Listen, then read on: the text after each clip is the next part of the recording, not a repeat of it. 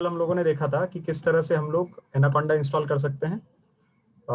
उसके लिए हमने देखा था कि ये हमारे पास लिंक है जिसे हमें जाना है, और यहाँ जाने के बाद हमें सबसे पहले इसके एकदम बॉटम में आना है, राइट। फॉर दोज जो who has join recently, anaconda क्या होता है? तो एनाकोंडा हमारे पास एक कंप्लीट एनवायरनमेंट होता है।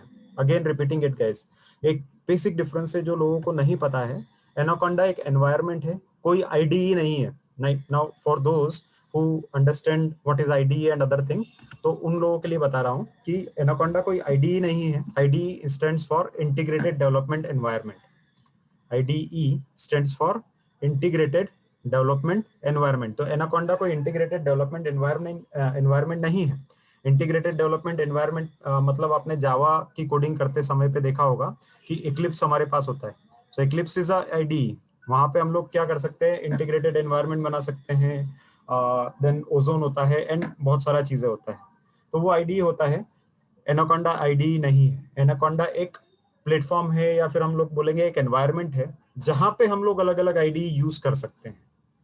मैं क्लियर हूं यहाँ पे? Can you follow me? Anaconda is not an IDE, right. Anaconda एक IDE नहीं है, ये एक हमारे पास एनवायरनमेंट है या प्लेटफॉर्म है जिसके थ्रू आप IDE का यूज कर सकते हैं। और अलग अलग IDE जो एनाकोंडा के थ्रू एक्सेस होते हैं, तो उसमें एक पाइचार्म हमारे पास रहता है। PyCharm you can use it. Then अगर आप आर में कोडिंग करना चाहते हैं, आर प्रोग्रामिंग में कोडिंग करना चाहते हैं, तो आर स्टूडियो भी होता है। आर स्टूडियो का यूज कर सकते हैं आप लोग। यहाँ पे हमारे पास Python lab, sorry Jupyter lab होता है, Jupyter lab. Then Jupyter notebook भी होता है। दो चीजें अलग अलग हैं। एंड बहुत सारे IDE होते हैं जो हम लोग एनाकोंडा के थ्रू यूज कर सकते हैं। तो एनाकोंडा एक कंप्लीट पैकेज है या कंप्लीट एनवायरनमेंट होता है जिसके थ्रू हम लोग अलग अलग IDE यूज करते हैं। क्या मैं क्लियर हूं यहाँ पे? किसी को कोई क्वेश्चन है इसमें? कंफ्यूजन है कहीं पे? Excuse me, sir. हाँ जी, बोलिए। Sir, what is the full form of ID? IDE stands for integrated development environment, Okay, sir. है ना। तो इसी के अंदर हमारे पास एडिटर भी होता है। एडिटर मतलब वो जगह जहाँ पे आप कोड लिखते हैं, तो इसमें एडिटर भी आपको मिल जाता है, और साथ ही साथ एनवायरनमेंट सेटअप भी मिलता है, सारे वेरिएबल भी मिलते हैं, सभी वेरिएबल्स मिलते हैं, करेक्ट। तो ये IDE होता है। बट एनाकोंडा जो होता है एक सिस्टम होता है, एक प्लेटफॉर्म होता है, एक एनवायरनमेंट होता है जहां से आप IDEs को यूज कर सकते हैं। ठीक है। यहीं से ही हम लोग इतने सारे IDE जो इसमें अवेलेबल है, उसमें से जुपिटर नोटबुक एक अलग इंटरफेस है जहां से आप पाइथन की कोडिंग कर सकते हैं। अभी आप बोलेंगे क्या जुपिटर नोटबुक से ही पाइथन की कोडिंग होती है? तो नहीं। जुपिटर पाइथन की कोडिंग पाइचार्म से भी हो सकती है। मतलब बहुत सारे एडिटर होते हैं जिसमें हम लोग पाइथन की कोडिंग कर सकते हैं। उन एडिटर्स में से कुछ हमारे पास होंगे पाइचार्म, ठीक है। देन स्पाइडर, स्पाइडर भी एक IDE होता है, पाइचार्म भी IDE है, ठीक है। देन उसके बाद हमारे पास हो जाता है जुपिटर लैब, जुपिटर नोटबुक, ये दोनों और हैं। देन कुछ और हमारे पास एडिटर्स हैं which is called as Atom editor, Sublime editor. ऐसे बहुत सारे हैं एडिटर्स जिनके ऊपर आप पाइथन की कोडिंग कर सकते हैं। Visual studio code, VS code, वो भी एक हमारे पास ऐसा एनवायरनमेंट है या ऐसा IDE है जिसपे आप लोग कोड कर सकते हैं, करेक्ट। तो पाइथन की कोडिंग अलग अलग एडिटर्स में हो सकती है, अलग अलग तरीके से हो सकता, तरीका तो वही रहेगा एक्चुअली, लैंग्वेज और सिंटेक्स तो वही रहेगा, बट एडिटर्स अलग अलग हो सकते हैं। आपकी चॉइस है ये, it's up to your choice, ठीक है। यहाँ पे कोई आपको बाउंड नहीं करेगा। आप किसी कंपनी में ज्वाइन करेंगे तो बोलेंगे नहीं कि आपको पाइचार्म पे ही कोडिंग करना है, आपको स्पाइडर पे ही करना है। It's up to your choice कि आपको कैसे कोडिंग करना है। But in industry the most popular IDE is PyCharm. PyCharm बहुत ज्यादा यूज होता है। And at the same time for training purposes Jupyter notebook काफी सारा यूज होता है, क्योंकि ये इंटरेक्टिव होता है। एक एक कमांड रन होती जाती है, उसका आउटपुट हमको मिलता जाता है। तो जुपिटर नोटबुक जो रहता है ट्रेनिंग पर्पसेस के लिए काफी पॉपुलर है, इसलिए हम लोग भी इसको यूज करने वाले हैं। बट पाइचार्म का भी आपको एक ओवरव्यू दे देंगे कि किस तरह से वो चलता है, ठीक है। स्पाइडर एक अलग एडिटर है जो भी बहुत अच्छा है, इसको यूज कर सकते हैं, but not so popular. So PyCharm को आप स्टिक कर सकते हैं, ठीक है। Am I clear here? कुछ इसमें डाउट है, कुछ क्वेश्चंस हैं? Shall we move on? आगे बढ़े हम लोग? Yes, okay, sir. Correct. So depend upon your operating system. हमने देखा था कि अगर आप लोगों के पास माइक्रोसॉफ्ट विंडोज है या फिर मैक OS है या लाइनेक्स है, इन सभी के बेसिस पे आप जो भी आपका इंस्टॉलेशन रहता है वो कर सकते हैं। सो सपोज आपके पास विंडो है, तो विंडो के लिए आप इधर आइए और यहाँ पे देखिएगा, अगर आपके पास 64 बिट ग्राफिकल इंस्टॉलर है, मतलब 64 बिट वाला विंडोज है, जो कि नॉर्मली सभी के पास रहता है, Python 10 on sorry Windows 10 onward. So Windows 10 वाले जो रहेंगे उनके पास 64 बिट ही रहता है, तो आप इसको डाउनलोड करें। राइट, अगर आपका 32 बिट है तो आप इसको इंस्टॉल कर सकते हैं। मैक ओएस मतलब अगर कोई एप्पल का लैपटॉप यूज कर रहा है तो उसके लिए ये दो चीजें यूज की जा सकती हैं, ठीक है। देन लाइनेक्स अगर कोई, वैसे रेयरली कोई यूज नहीं करता है पर्सनल लैपटॉप्स पे, बट अगर कोई कर रहा है तो they can use these all installers as well, right. तो हम लोग यानी मैंने अपने सिस्टम पे विंडोज 10 इंस्टॉल कर रखा है और 64 बिट ऑपरेटिंग सिस्टम है, तो मुझे इस लिंक पे जाना है और यहाँ पे क्लिक करना है। तो मैं इस लिंक पे गया और यहाँ पे क्लिक किया, ठीक है। क्लिक किया था तो मेरे पास इस तरह से इंस्टॉलेशन आ गया होगा। अगर आपने ऑलरेडी कर रखा है नो वरीज, अगर वापस भी आप क्लिक कर देते हैं कुछ फर्क नहीं पड़ता। मैं इसको कैंसिल कर देता हूँ क्योंकि मेरे उस पर ऑलरेडी इंस्टॉल्ड है, तो मैं इसको पॉज कर दिया, कैंसिल कर दिया इंस्टॉलेशन। या let me resume it and show you again. अब रिज्यूम नहीं होगा तो मुझे वापस जाना पड़ेगा, क्योंकि इंस्टॉलेशन स्टेप भी एक बार फिर से मैं क्विकली दिखा देता हूँ आप लोगों को, ठीक है। तो जैसे आप ये क्लिक करेंगे आपके डाउनलोड वाले फोल्डर में जाता जाएगा, और फॉर्चुनेटली मेरे पास इंटरनेट स्पीड अच्छी है तो फटाफट ये डाउनलोड हो जाएगा 25 सेकंड के अंदर। तो ये 25 सेकंड में डाउनलोड होगा। इसी के साथ साथ अगर आपको थोड़ा और एनाकोंडा के बारे में जानना है तो एनाकोंडा खुद भी इसके ट्यूटोरियल्स प्रोवाइड करवाता है। आप यहाँ पे जाके थोड़ा पढ़ सकते हैं, इसके बारे में जान सकते हैं कैसे वर्क करता है, क्या करता है। Just you to click this link to watch the tutorial. तो यहाँ पे ट्यूटोरियल आपके खुल जाएंगे, उसको आप फॉलो कर सकते हैं, देख सकते हैं। इंटरेस्टिंग है, समझो किसी दिन, ठीक है। देखो ओपन सोर्स में आ गए हैं मतलब ये समझ के रखना कि पढ़ाई तो करनी रहेगी, लगातार करनी रहेगी, बट उसका रिवॉर्ड भी बहुत होता है, ठीक है गाइस। तो इट्स अप टू यू कि अगर आपको सिर्फ ऐसा है कि एक कूल जॉब मिल जाए और उसके अंदर कुछ नहीं करना है, ज़्यादा कुछ पढ़ाई वगैरह में इंटरेस्ट नहीं है, तो it's up to your choice. But if you want to have challenges in the life at the same time equal rewards in the life, तो फिर open source is the best place to work with. पहला ही जिसको बोलते हैं ना वैधानिक चेतावनी, और आई वुड से क्या बोलेंगे उसको इंग्लिश में, मैं भूल गया, बट जो भी क्वेश्चन या फिर वार्निंग, डिस्क्लेमर, वार्निंग, जो भी आप बोलिए, तो ये वार्निंग है। आपको चैलेंजेस पसंद है या फिर आपको एकदम आसान आराम वाली लाइफ पसंद है, it's up to you. But आराम वाली लाइफ लोगे, रिवॉर्ड कम रहेंगे, साथियों को देखते रहोगे, उनके पैकेजेस और सैलरी जो है 5 लाख से शुरू हुई, अगले दो साल में 10 लाख पहुंच गई, अगले 2 साल में 15 से 20 लाख पहुंच गई, एंड देन उसके बाद भी आगे बढ़े जा रही है। और वहीं आप लोग जो रहेंगे, अगर नॉर्मल किसी एमएनसी में रुके रहेंगे सर्विस बेस्ड कंपनी में, तो हर साल 2 से 3% का इंक्रीमेंट होता है, 5% तक मैक्सिमम होता है। ये मैं आपको फैक्ट बता रहा हूँ, कोई मजाक नहीं है इसके अंदर। बट जो भी बड़ी बड़ी कंपनी है नॉर्मली वो 5 से 7% पर ईयर के हिसाब से इंक्रीमेंट देती है। तो अगर आपने कहीं पे ज्वाइन किया पहले साल, चलो आपको अच्छा इंक्रीमेंट मिल जाएगा 10-20% का, 3 पे स्टार्ट किया, 3 से स्टार्ट किया, टोटली 4.5 तक पहुंचे। बट 4.5 तक पहुंचने के बाद आपको 10 तक आने के लिए अगले 5 साल लग जाएंगे।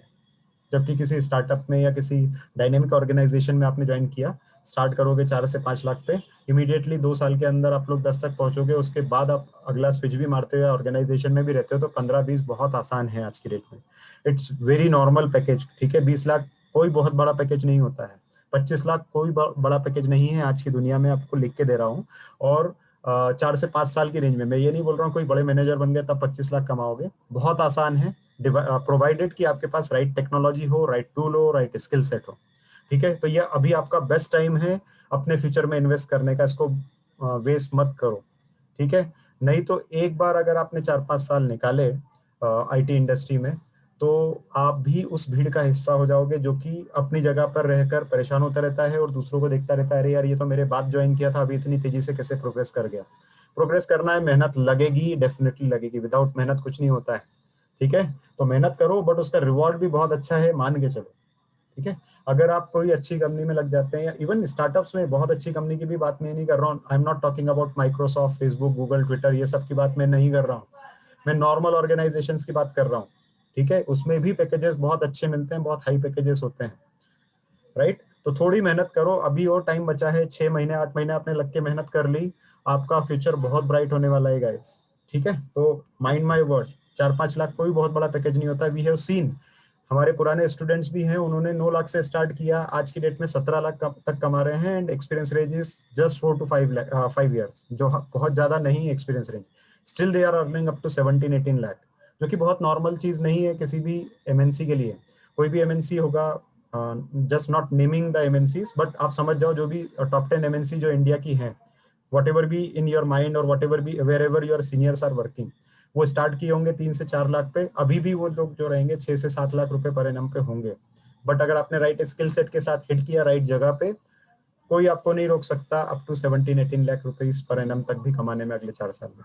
तो आप देख सकते हैं जो डिफरेंस होगा, और फिर 17 से आप आगे कहाँ बढ़ेंगे और वो लोग 7 से आगे कहाँ बढ़ेंगे अगले 5 साल में, वो भी आप देख सकते हैं। और आप देखते हैं इन्फ्लेशन और बाकी की चीजें। तो ये जस्ट एक मोटिवेशन था।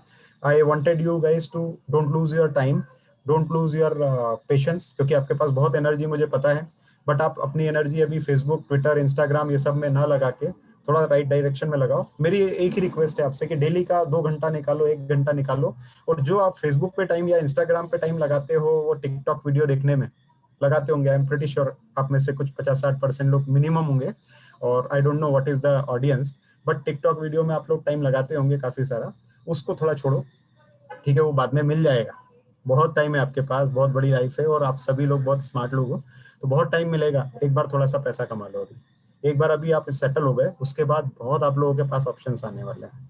But if you are satisfied with your current goal, no problem, आपको जो करना है आप कर सकते हैं आराम से। आपको जॉब वैसे भी मिल जाएगा, इंजीनियरिंग करने के बाद या एमबीए करने के बाद ऐसे भी मिल जाएगा, सबको मिलता है जॉब, कोई कमी नहीं है जॉब की इंडिया के अंदर। 2-2.5 लाख रुपए, 5 लाख रुपए का जॉब कुछ भी नहीं होता है, 3 लाख रुपए का जॉब कुछ भी नहीं होता, मिल जाता है, सबको मिल जाता है इंजीनियरिंग करने के बाद। बट उसके बाद जो प्रोजेक्टेड लाइफ होती है वो आप देखेंगे तो शुरुआत अगर आप 4 लाख से करेंगे, 5 लाख से करेंगे, तो ऐसे बढ़ोगे आप धीरे धीरे करके, ठीक है? 4 से स्टार्ट करोगे, अगले 5 साल में आप 8 या 9 लाख पे आ जाओगे, और उसमें खुश हो जाओगे कि यार मैंने बहुत अच्छा प्रोग्रेस किया, 3 साल में डबल हो गया। बट अगर आप राइट स्किल सेट के साथ बढ़ोगे तो 4 से स्टार्ट होगे और ऐसे जाओगे, सीधे 4 से स्टार्ट होगे, या 4 भी नहीं, ज्यादा भी हो सकता है स्टार्ट, बट 4 से स्टार्ट होके सीधे ऐसा कर्व जाता है जो कि अप टू 15-16 लाख रहता है, और फिर वो आगे बढ़ के भी इसी तरह से आगे बढ़ता है अगर उसको लीनियर भी लोगे तो, और ये लोगे तो बढ़ते बढ़ते धीरे धीरे करके आप 15 आएगा, ये ऐसा। तो वो आपका टाइम आपको देखना है कि किस तरह से यूटिलाइज करना है, बट मेरा पर्सनल एडवाइस है कि राइट डायरेक्शन में आप अपने एफर्ट्स को पुट करो, ठीक है? थोड़ा मेहनत है, थोड़ा डेडिकेशन है, बट कर लो वो चीज़ अभी, ठीक है? चलो तो आगे बढ़ते हैं कि एनाकोंडा एक बार डाउनलोड हुआ तो इस तरह की स्क्रीन आएगी, उसके बाद इस तरह से आपको इंस्टॉल करना है। यहाँ पे लाइसेंस आएगा, उसको एग्री करो, जो भी रिकमेंडेड सेटिंग है उसको करो। बहुत स्ट्रेट फॉरवर्ड है, ओपन सोर्स में आपको यही मैं बताने जा रहा हूँ कि जैसे जैसे नया नया इम्प्लीमेंटेशन आते जा रहा है वैसे वैसे चीजें सिंपल होती जा रही है, टफ नहीं हो रही है, सिंपल होती जा रही है, कॉम्प्लेक्स नहीं हो रही है। अगर आप सोच रहे हो कि जो भी बंदा 20 लाख 25 लाख कमाता है वो दिन में 24 घंटे काम करता होगा, ऐसा बिल्कुल भी नहीं है। इवन जो ज्यादा आपसे कमा रहा है वो कम काम करता है। कम क्यों करता है? क्योंकि वो स्मार्ट काम करता है, ठीक है? आप जानते होंगे कि वैसे तो दुनिया में 10,000 रुपये महीने पे भी लोग काम करते हैं, और वो 24 घंटे भी काम करते हैं, या 12 घंटे 15 घंटे भी काम करते हैं, बहुत मेहनत करते हैं। बट प्रॉब्लम ये है कि उन लोगों ने राइट स्किल सेट नहीं लिया है। तो इट्स अप टू यू कि आपको किस डायरेक्शन में जाना है। You want to be a hard worker और you want to be a smart worker, ठीक है? तो ये इसको आप फॉलो करते जाइए, ऑटोमेटिकली एनाकोंडा इंस्टॉल हो जाएगा, इसमें कोई बहुत बड़ा प्रॉब्लम नहीं है। मेरे पास ऑलरेडी इंस्टॉल है, इसलिए इंस्टॉलेशन अलाउ नहीं कर रहा है, ओके? क्योंकि मैं ऑलरेडी कल भी शो कर चुका हूँ, उसके पहले भी करा है, तो I am aborting this installation. But installation straightforward है, आप फॉलो कर सकते हैं। कुछ भी आपको प्रॉब्लम होती है so I will be there, Nishant sir will be there for all your help, ठीक है? हम डाउट क्लियरिंग सेशन भी इसमें रखने वाले हैं, तो आप डाउट क्लियरिंग सेशन में अपने प्रॉब्लम्स ला सकते हैं, कुछ प्रॉब्लम होगी आप पूछ सकते हैं, तो डोंट वरी अबाउट इट, ठीक है? तो ये आप लोगों ने इंस्टॉलेशन कर लिया। इंस्टॉलेशन करने के बाद बहुत सिंपल सा काम करना है, यहाँ पे आपको लिखना है एनाकोंडा, सिंपल लिखो एनाकोंडा, वो हरा वाला सांप, ठीक है? तो जैसे ही एनाकोंडा लिखोगे आप, यहाँ पे आपके पास आ जाएगा Anaconda Navigator, okay? Durgesh, you have some question, please ask. Hello yeah Durgesh, go on. Sir. मैं यूज कर रहा हूँ अभी गूगल कोलैबोरेटरी, तो सर क्या मैं वो यूज कर सकता हूँ? बिल्कुल कीजिए, आप मुझसे एक स्टेप आगे हैं। तो गूगल कोलैब जो रहता है जीपीयू के लिए यूज होता है, बट नॉर्मली डेटा साइंटिस्ट वो यूज करते हैं। वो कब यूज करते हैं? जब उनके पास थोड़े हेवी मॉडल होते हैं, ज्यादा प्रोसेसिंग पावर वाले मॉडल होते हैं यूज करने के लिए, ठीक है? अपने नॉर्मल लैपटॉप से जो मॉडल हैंडल नहीं होते वो गूगल कोलैब से होते हैं, but you can perfectly use it Durgesh, it's up to you, है ना? ये बहुत अच्छी चीज है गूगल कोलैब का, बट उसका एक प्रॉब्लम है, वो आप ध्यान रखना कि जब आप गूगल कोलैब रन करते हैं और अगर प्रोग्राम रन होने में टाइम लगता है और बीच यस। में आपका इंटरनेट डिस्कनेक्ट हो जाता है, तो आपका पूरा जो भी काम था वो बर्बाद होता है, आपको फिर से रन करना होता है उसको। तो वो एक लिमिटेशन है, उसको छोड़ के गूगल कोलैब बहुत अच्छा है, ठीक है? तो उसके लिए आप ये कर सकते हैं कि भाई चेक पॉइंट सेव करते जाओ बार बार बार बार, हर पॉइंट पे जहाँ पे लगता है कि ज्यादा टाइम लगने वाला है, ठीक है? Yes sir, okay. चलिए तो आगे बढ़ते हैं। एनाकोंडा यहाँ पे आपको लिखना है। जैसे ही आपने एनाकोंडा लिखा, आप यहाँ पे दो नेविगेशंस देखेंगे, एक एनाकोंडा नेविगेटर दिखेगा, दूसरा एनाकोंडा प्रॉम दिखेगा। ठीक है, प्रॉम को अगर आप क्लिक करेंगे तो आपके पास ये ब्लैक स्क्रीन आएगी, लाइक योर MS DOS और मे बी ब्लैक स्क्रीन जो भी आपका होता है जिसपे आप काम करते हैं, कमांड प्रॉम। ठीक है, या तो वो आएगी, हमें उस पर काम फिलहाल नहीं करना है, हम करेंगे उस पर भी काम। तो हम नॉर्मल वाला एनाकोंडा नेविगेटर पे जाते हैं, तो इस पर आपको क्लिक करना है। जैसे ही आप क्लिक करेंगे, ये लॉन्च होने में टाइम लेता है, लॉन्च होने में लगभग 1 मिनट का टाइम लेता है, तो बी पेशेंट, यहाँ पे इम्पेशेंट नहीं होना है आपको। ठीक है, थोड़ा सा टाइम लेता है, तो ये इसको टाइम लेने दीजिए। तब तक दो लोगों ने हैंड रेस किया है। अभिजीत, आप अपना क्वेश्चन पूछिए। Sir, can we use VS या विजुअल स्टूडियो? करेक्ट, आप जो यूज करना कीजिए, सबलाइम यूज कीजिए, विजुअल एडिटर यूज कीजिए, विजुअल स्टूडियो यूज कीजिए, you can use PyCharm, you can use any other editor, Sublime editor, atom editor, सब एक जैसा है, सब में पीछे पाइथन ही चलना है, कमांड किसी में भी कुछ चेंज नहीं होने की है। ठीक है, तो हम लोग कमांड पढ़ रहे हैं, you can use same commands in any editor, it's up to you guys. ठीक है, बट सर, एनाकोंडा बेटर रहेगा या visual Studio? as I said that Anaconda ज्यादा बेटर है, specially in the field of ML and data science, क्योंकि वो ज्यादा interactive है। बट विजुअल स्टूडियो भी यूज होता है ऑर्गेनाइजेशन में, मेरी ऑर्गेनाइजेशन में हम लोग विजुअल स्टूडियो ही यूज करते हैं और पाइचार्म यूज करते हैं। तो it's up to us and our requirement, आप चाहिए तो वो यूज कर सकते हैं, कोई प्रॉब्लम नहीं, कोई नहीं रोकता किसी चीज के लिए, और वो कोई इतना बड़ा मैटर भी नहीं है, सच्ची बात बताऊं मैं आपको। तो it's just a kind of matter of switching the look and feel, nothing else. तो अपना कंफर्ट लेवल है लुक एंड फील चेंज करने का है, बाकी कोई बहुत बड़ा काम नहीं हो गया कि भाई उसके लिए आपको एक अलग से बैचलर ऑफ इंजीनियरिंग की डिग्री लेनी पड़ेगी अगर आपको एनाकोंडा से स्विच करना है विजुअल एडिटर पे, या विजुअल स्टूडियो से, या विजुअल स्टूडियो से पाइचार्म पे स्विच करना है। कुछ नहीं करना उसके लिए, आपको 5 से 10 मिनट का काम है, उससे ज्यादा नहीं है फॉर मी। ठीक है, तो सीखो, जितना सीख सकते हो वो डालोगे अपने प्रोफाइल में, अच्छा लगेगा। ये देखो, ये स्पाइडर का साइन दिख रहा है, वो दिखाता है स्पाइडर का साइन है, बट एक्चुअली वो एनाकोंडा लॉन्च होने की कोशिश कर रहा है। बट उसमें इसने बोल दिया कि एक इंस्टेंस पहले से रन हो रहा है, तो बार बार रन मत करो प्लीज, मुझे परेशान मत करो, ऐसा करके वो बोल रहा है। तो हम छोड़ देते हैं उसको, ठीक है भाई तू खुश रहे, हम तुझे परेशान नहीं कर रहे। जैसे ही आपका एनाकोंडा लॉन्च होगा तो आपको ये देखोगे बहुत सारे नेविगेशन आपको दिख गए। इसमें आपके पास आ गया जुपिटर नोटबुक, जिसके ऊपर हम लोग काम करने वाले हैं। I was talking about some other IDEs including PyCharm। तो PyCharm भी एक IDE है, बहुत अच्छा IDE है, बहुत यूज होता है। स्पाइडर भी एक IDE, ये भी बहुत यूज होता है पाइथन डेवलपमेंट के लिए। देखो यहाँ पे लिखा है पाइथन IDE, यहाँ पे भी कहीं ना कहीं पाइथन IDE लिखा होगा, ये रहा पाइथन IDE। ठीक है, ऐसे ही और भी बहुत सारे है। PyQt है जो GUI रिलेटेड चीजें हैं, बट बहुत ज्यादा यूज नहीं होता है। ये जो हमारे पास है R स्टूडियो है, जो कि R प्रोग्रामिंग लैंग्वेज जो मैंने कल आपको बताया था, तो उसके यूज के लिए IDE हमारे पास है। ठीक है, और भी ऐसे बहुत सारे इसके अंदर एडिटर्स आ सकते हैं, यू कैन कंट्रोल इट। ठीक है, यू कैन कंट्रोल इट। हम लोग जो है जुपिटर नोटबुक यूज करेंगे। जुपिटर नोटबुक के लिए जस्ट आपको लॉन्च का बटन क्लिक करना है। जैसे ही आप लॉन्च का बटन क्लिक करेंगे तो ये लॉन्च होगा, और लॉन्च होने के बाद आपको जो भी जुपिटर का आई वुड से जो भी एनाकोंडा और सॉरी जुपिटर नोटबुक, तो जुपिटर नोटबुक जो है वो इस तरह से आपके गूगल क्रोम पे, अगर आपका ब्राउजर या अगर आप लोग गूगल क्रोम यूज कर रहे हैं तो जो इंटरनेट ब्राउजर है गूगल क्रोम वाला, ये ओपन होगा। ठीक है, ये डायरेक्टली किसी ना किसी फोल्डर पे पॉइंट करेगा। नॉर्मली ये यहाँ पे पॉइंट करता है, तो यहाँ पे अगर आप फोल्डर देख रहे हैं तो ये आपका जो रहेगा ये बेस है, जिसको बोलेंगे आपका और ओरिजिनल डायरेक्टरी है। यहाँ से आपको जाना है डेस्कटॉप पे। ठीक है, जैसे आप डेस्कटॉप पे गए तो यहाँ पे आप देख लेंगे बहुत सारी चीजें आपको मिलेगी। ठीक है, बहुत सारे फोल्डर्स यहाँ पे आपको दिख जाएंगे। इसमें से मैंने कोई भी एक फोल्डर सिलेक्ट किया और सिलेक्ट करके एक स्क्रिप्ट ओपन कर ली, तो जहाँ पे भी आपने सेव कर रखा था सिर्फ आपको उस फोल्डर तक जाना है और स्क्रिप्ट को क्लिक करना है। ठीक है, जैसे मैं यहाँ पे जाता हूँ और यहाँ से कोई भी फोल्डर उठाता हूँ, let's say I open up demo वाला। तो डेमो वाला अगर मैंने ओपन किया और डेमो वाला ओपन करके ये फोल्डर ओपन किया, कोई भी आप फोल्डर ओपन कीजिए, ये मैंने फोल्डर ओपन किया, और ये फोल्डर ओपन करने के बाद यहाँ पे मुझे कोई भी पाइथन स्क्रिप्ट मिल जाएगी। I can open that, like Python basics नाम का फोल्डर है, इस पे मैंने ये वाली स्क्रिप्ट ली है, पाइथन हेलो वर्ल्ड वाला जो है, ये स्क्रिप्ट मैंने क्लिक किया और ओपन किया, तो मेरे पास ये वाला स्क्रिप्ट ओपन हो जाएगा। समझे, थोड़ा सा तेज होगा पर करा कुछ नहीं है मैंने। एनाकोंडा के अंदर आए और आने के बाद सिर्फ हम लोगों ने जिस भी फोल्डर में जाना था, जहां पे हमको पता था कि पहले से लिखी हुई स्क्रिप्ट या पहले से लिखा हुआ प्रोग्राम पड़ा है, सिर्फ हमको वहां तक पहुंचना है। तो ये तो बहुत सिंपल है, जैसे आप कोई फाइल सिलेक्ट करते हो तो फाइल सिलेक्ट करने के लिए भी आप पर्टिकुलर फोल्डर में जाना जानते हो, यू ऑल आर इंजीनियर, तो ये बहुत स्ट्रेट फॉरवर्ड प्रोसेस आप लोगों के लिए होनी चाहिए। तो मैं इस फोल्डर को ट्रेवर्स किया और कुछ भी नहीं किया यहाँ पे, ठीक है, क्लियर है। 2 मिनट का 2 सेकंड का पॉज ले रहा हूँ, पूछ रहा हूँ अगर किसी को कुछ डाउट हो, कुछ कंफ्यूजन हो, if you want to repeat me something I can do that. हाँ प्राची पूछिए। हेलो, हाँ जी प्राची बोलिए। Good evening sir. Good evening. Sir मैं पूछ रही थी, जैसे मेरे पास ऑलरेडी स्पाइडर इंस्टॉल्ड है, तो फिर मैं उसमें वर्क कर सकती हूँ, मतलब जुपिटर को अगर मैं इंस्टॉल ना करना चाहूँ तो?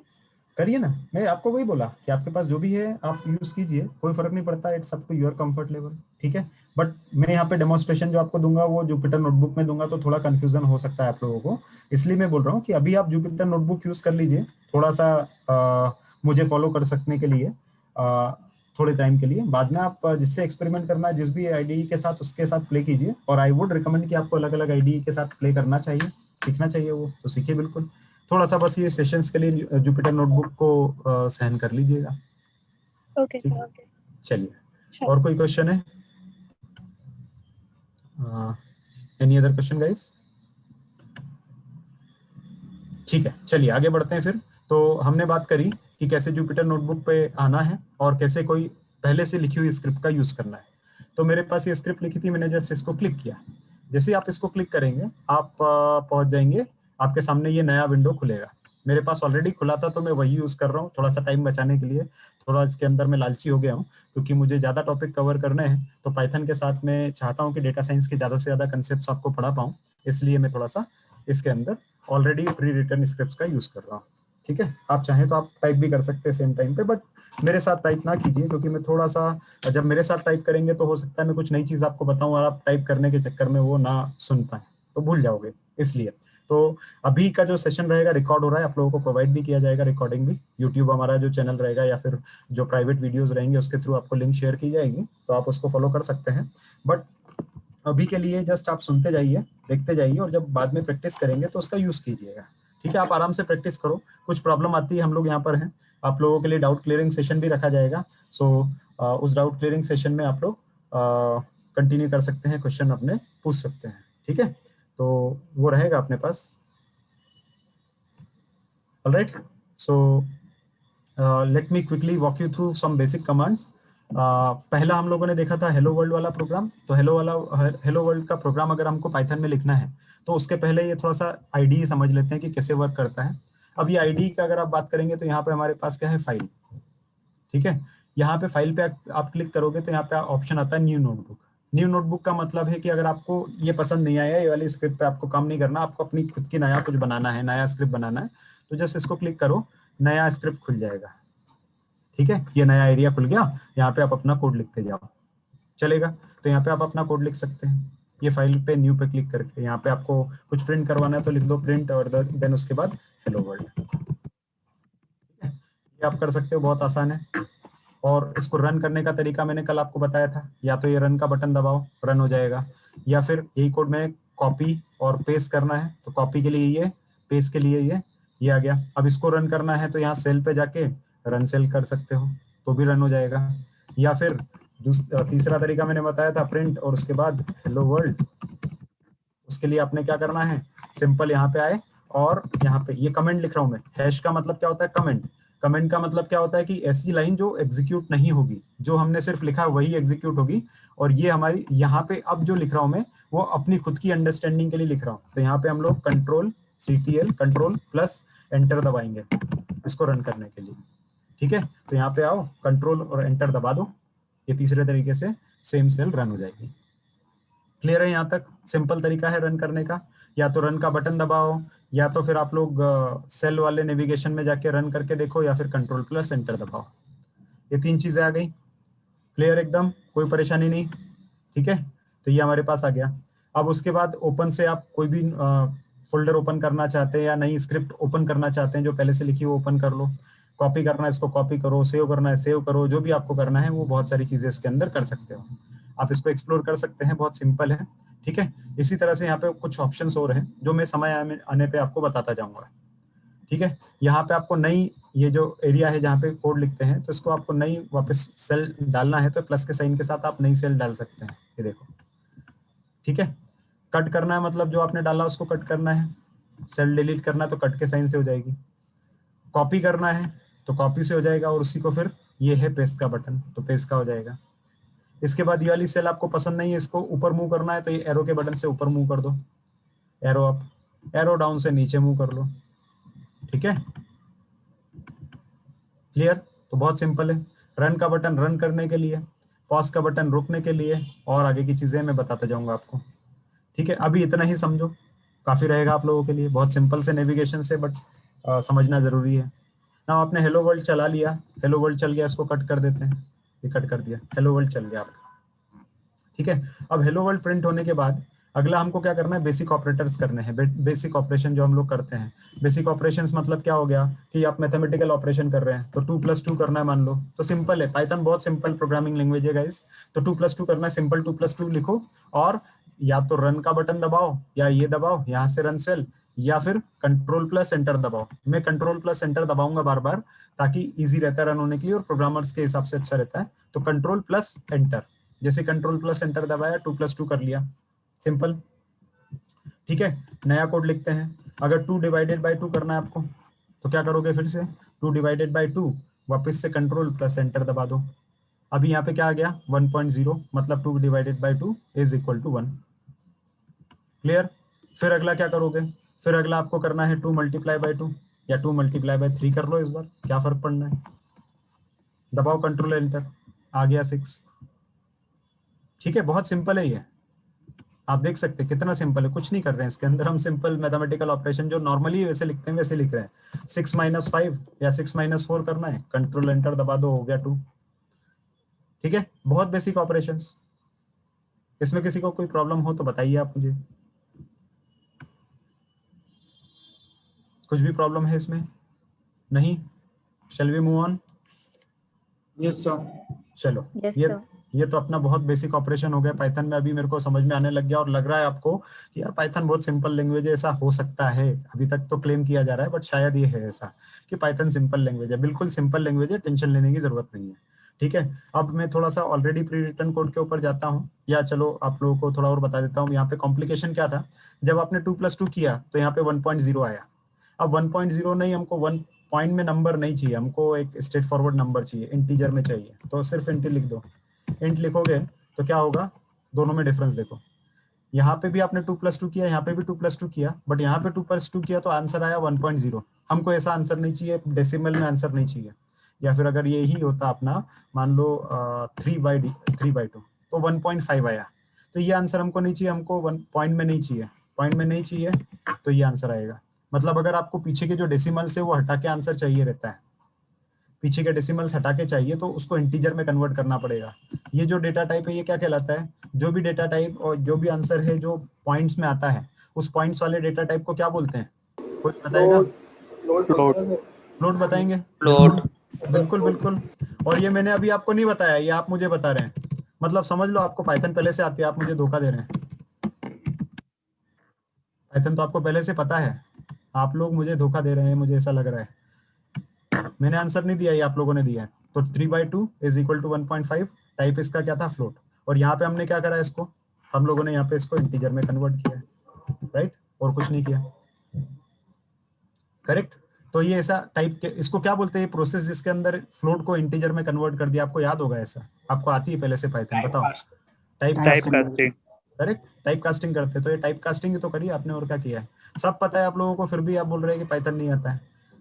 ठीक है, तो पाइथन तो सिंपल है, दिखता है यहाँ पे, पहले से पता है हमको, हमने पहले से पढ़ा है प्रोग्रामिंग में, हमको इंजीनियरिंग में पहले ही पढ़ा दिया हमारे सर में। ठीक है, तो ये तो बहुत बेसिक सी चीजें थी, टाइप कास्टिंग भी हमने कर ली बातों बातों में। ठीक है, आगे बढ़ते हैं। चलो, अब उसके अंदर अगर हमको वेरिएबल असाइनमेंट करना है तो वेरिएबल कैसे असाइन करेंगे, ये भी आपको पता होगा। क्या करना है, कुछ नहीं करना है, सिंपल सी बात है, जो भी आपका आउटपुट है उसको ले जाके किसी चीज में सेव कर दो, सिंपल। अभी यहाँ पे आप एक ही वैल्यू देखोगे तो 11 आ गई, मतलब करा के आपने 5+ लिखा, 5+6 लिखा, और 5+6 का जो आंसर है वो हमको ए में सेव करना है। तो 5+6 का आंसर हमने ए में सेव कर दिया। सेव करने के लिए हमने इक्वल टू का साइन लगा दिया।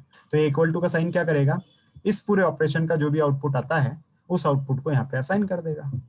तो जैसे 5 + 6 आपने किया, उसका जो भी आंसर आया हमको दिखाना नहीं है स्क्रीन पे, पहले हमने 5 + 6 किया। लेट्स से यहाँ पे हमने क्या किया, 5 + 6, 5 + 6 किया, आउटपुट क्या आया, 11 आया। पर ये तो स्क्रीन पे दिख गया, हमारे क्या काम का, हमको ऐसा नहीं करना था। हमको तो क्या करना था कि इसका जो भी आउटपुट आता है 5 + 6 उसको हमको किसी दूसरी जगह पे यूज करना था, किसी दूसरे ऑपरेशन में यूज करना था। हमको यहाँ नहीं दिखाना नहीं है स्क्रीन के ऊपर, हमको ये आउटपुट कहीं ना कहीं सेव करके रखना ताकि बाद में हम इसका यूज कर लें। ठीक है, तो वो कैसे करेंगे, तो उसको सेव करने के लिए हम लोग क्या करते हैं, किसी वेरिएबल में ये वैल्यू डाल देते हैं। तो 5 + 6 करो और इसको उठा के जो भी है असाइन कर दो एक नए वेरिएबल ए में। जैसे ही आपने असाइन किया वेरिएबल ए में, तो ए में आपके पास नई वैल्यू आ गई विच इज 11। बहुत सिंपल। तो यहाँ पे आपने क्या किया, इस ऑपरेशन को क्या बोलते हैं, इस प्रोसेस को क्या बोलते हैं जो आपने यहाँ पे किया, इतना बड़ा काम किया?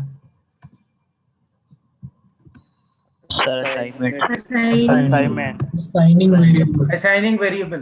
करेक्ट, बहुत बढ़िया। आप सभी को पाइथन आता है, आप सब धोखा दे रहे हैं मुझे। ठीक है, तो ये असाइनमेंट आपने किया है, यहाँ पे आपने वेरिएबल में वैल्यू असाइन करी है, तो वही तो है, सिंपल है। बट यहाँ पे कुछ आपको फर्क दिखा दूसरी प्रोग्रामिंग लैंग्वेज से, कुछ तो फर्क दिखा होगा यहाँ पे। तो डेटा टाइप नहीं लिखा हमने आगे, डेटा टाइप नहीं लिखा यहाँ पे। करेक्ट, अपने सी में जो पढ़ा था, तो सी में हम लोग क्या करते थे, पहले डिक्लेयर करते थे कि नहीं नहीं हमको एक इंटीजर टाइप का वेरिएबल चाहिए, तो इंटीजर टाइप का वेरिएबल आपने डाला, इंट ए करके डिक्लेयर करते थे। उससे ये हम सिस्टम को बताने की कोशिश करते थे कि हे भाई सिस्टम, हम लोग क्या करने वाले हैं, तो हम लोग एक वेरिएबल बनाने वाले ए नाम का, और उस वेरिएबल में हम कुछ ऑपरेशन करेंगे जो कि इंटीजर टाइप का होगा। ऐसा हम पहले से बताते थे, किसमें, सी में या कोई भी प्रोग्रामिंग लैंग्वेज में। यहाँ पे हमको ऐसा सब कुछ नहीं करने का है, हमारा पाइथन पहले से बहुत समझदार है। ठीक है, पाइथन एक स्टेप आगे है, जहाँ पे सी ने सोचना बंद किया वहां से पाइथन ने सोचना शुरू किया, ऐसा करके कुछ हम लोग बोल सकते हैं। ठीक है, तो पाइथन थोड़ा एक स्टेप आगे है, जहाँ पे हम लोगों को सी में सब डिक्लेयर करना पड़ता था। ये बहुत बड़ा लिमिटेशन हम लोगों ने ओवरकम किया है पाइथन में, आप ध्यान दे सकते हैं।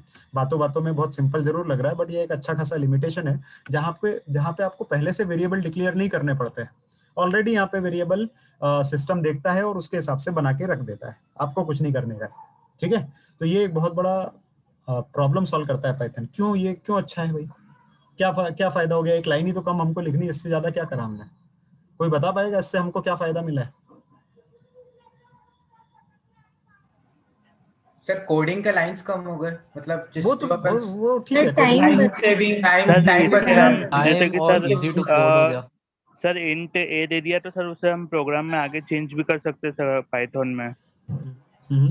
बहुत बढ़िया, स्ट्रिंग से इंट बना सकते सर उसको, सर सी में ऐसा नहीं कर सकते, वो एक बार डिक्लेयर हो गया उसे फिर चेंज नहीं कर सकते आगे प्रोग्राम में। ठीक है, समझ गया। और कुछ सर, अगर बीच प्रोग्राम में अपन को कोई वेरिएबल चाहिए तो अलग से डिक्लेयर करना नहीं पड़ेगा। हाँ, कभी भी अपन यूज कर सकते। बहुत बढ़िया। चलिए, अच्छा एक चीज, बार बार ऐसे वैल्यू चेंज करते हैं तो फिर वो वैल्यू एक फिर सिस्टम में रह जाती है। मतलब जैसे इंट, मतलब a = पहले 0 लिख दिया, फिर a = 2 कर दिया, तो फिर वो 0 वाली वैल्यू जो है वो सिस्टम में वैसे ही पड़ी रहती है। ठीक है, समझ गए। तो हिरण्याक्षी आप काफी क्लोज है आंसर के, जो मैं तो चाहता सर था। वो बैकएंड में स्पेस ज्यादा यूज हो जाती है फिर। बहुत बढ़िया है, एक्सीलेंट, यही आंसर मैं सुनना चाह रहा था हिरण्याक्षी। क्या होता है ना कि जब आप इंटीजर डिक्लेयर कर रहे हैं किसी को, other guys who are may be from MBA और समथिंग, थोड़े से नए हैं जो कोडिंग के अंदर, मैं यहाँ पे थोड़ा सा इसमें ज्यादा इंक्लिनेशन या अजम्पशन है कि most of the people are engineers, so थोड़ा सा उनके लिए डेप्थ में जा रहा हूँ, but others can kind of look at it. अगर कुछ प्रॉब्लम होती है तो थोड़ा सा टाइम लेके, थोड़ा सा स्लो लेके उसको डाइजेस्ट करने की कोशिश करो। मैं थोड़ा और स्लो करने की कोशिश करूंगा चीजें, अगर नहीं समझ में आती है तो, या फिर हमारे पास एक डाउट क्लियरिंग सेशन भी रहता है, तो उसके अंदर भी आप अपने क्वेश्चंस ले सकते हैं। I will try to ensure कि एवरीबडी इज कवर्ड और सबको समझ में आए, बट थोड़ा सा मैं इन डेप्थ में भी जाना चाह रहा हूँ ताकि सभी का थोड़ा फायदा हो। तो जहाँ पे आपको लग रहा है कि यार बहुत ज्यादा डेप्थ में जा रहे हैं, बहुत अंदर का कंसेप्ट बता रहे हैं, तो थोड़ा इग्नोर कर सकते हैं आप लोग, अगर आपका बहुत ज्यादा प्रोग्रामिंग हैंड स्ट्रांग नहीं है, क्योंकि एनीवेज हमको ये सब चीजें इतना ज्यादा लगेगी नहीं डेटा साइंस के अंदर में, पर थोड़ा थोड़ा मैं इसमें लोगों को एक्स्ट्रा एडवांटेज मिल पाए, इसलिए थोड़ा अंदर जाके बता रहा हूँ। तो जैसा हिरण्याक्षी ने बताया था, अभी मैं बराबर नाम प्रोनाउंस कर पा रहा हूँ, हिरण्याक्षी का। तो जैसा हिरण्याक्षी ने बताया था कि इंट ए अगर हम लोगों ने किया, कई सारे लोगों ने बताया कि एक्स्ट्रा लाइन ऑफ कोड लग गई यहाँ पे, ठीक है समझ गया, आपको भी बार बार डिक्लेयर नहीं करना पड़ रहा, ठीक है समझ गया। बट ये सारी जो आपने प्रॉब्लम बताई, ये सारी प्रॉब्लम एक कोडर के प्रोस्पेक्टिव से है। कोडर मतलब जो भी आप कोड करने वाले हो, डेवलपर के प्रोस्पेक्टिव से आप प्रॉब्लम बता रहे हो। अपना सोचना थोड़ा सा खोलो, दिमाग को थोड़ा बड़ा करो। बड़ा करो मतलब डोंट टेक इट ऑफेंसिव, बड़ा करो मतलब कीप योर होराइजन वाइडर। उसको थोड़ा सा मैंने हिंदी में करा, थोड़ा गंदा हिंदी बन गया होगा, but keep your horizon wider. और सिर्फ आप एज अ डेवलपर मत सोचा करो, थोड़ा सा उसको अंदर जाके सोचा करो कि आसपास की चीजें इसमें कहाँ कहाँ पे इम्पेक्ट होगी। तो एक तो आपका डेफिनेटली जेन्युइन प्रॉब्लम है कि आपको एक्स्ट्रा लाइन लिखनी पड़ रही, बट आप तो मेहनती लोग हो यार, इतना लाइन के बारे में मत सोचो, थोड़ा सोचो बड़े लेवल पे। तो बड़े लेवल पे सोचोगे तो यहाँ पे प्रॉब्लम क्या हो जाता है कि इंटीजर एक डेटा टाइप होता है, और ये क्या करता है, पीछे पीछे सिस्टम के अंदर कुछ तो मेमोरी लेता है, 2 बाइट 5 बाइट 10 बाइट जो भी अपनी मेमोरी ले रहा है, लेने दो इसको। ये पीछे हार्ड डिस्क के अंदर मेमोरी स्टोर करके रखता है या ब्लॉक करके रखता है। तो अगर आप यहाँ पे डिक्लेयर करते हो, जब जैसे ये डिक्लेयर करते हो तो ये मेमोरी क्या करता है, ऑक्यूपाई कर लेता है पीछे जाके उतनी मेमोरी।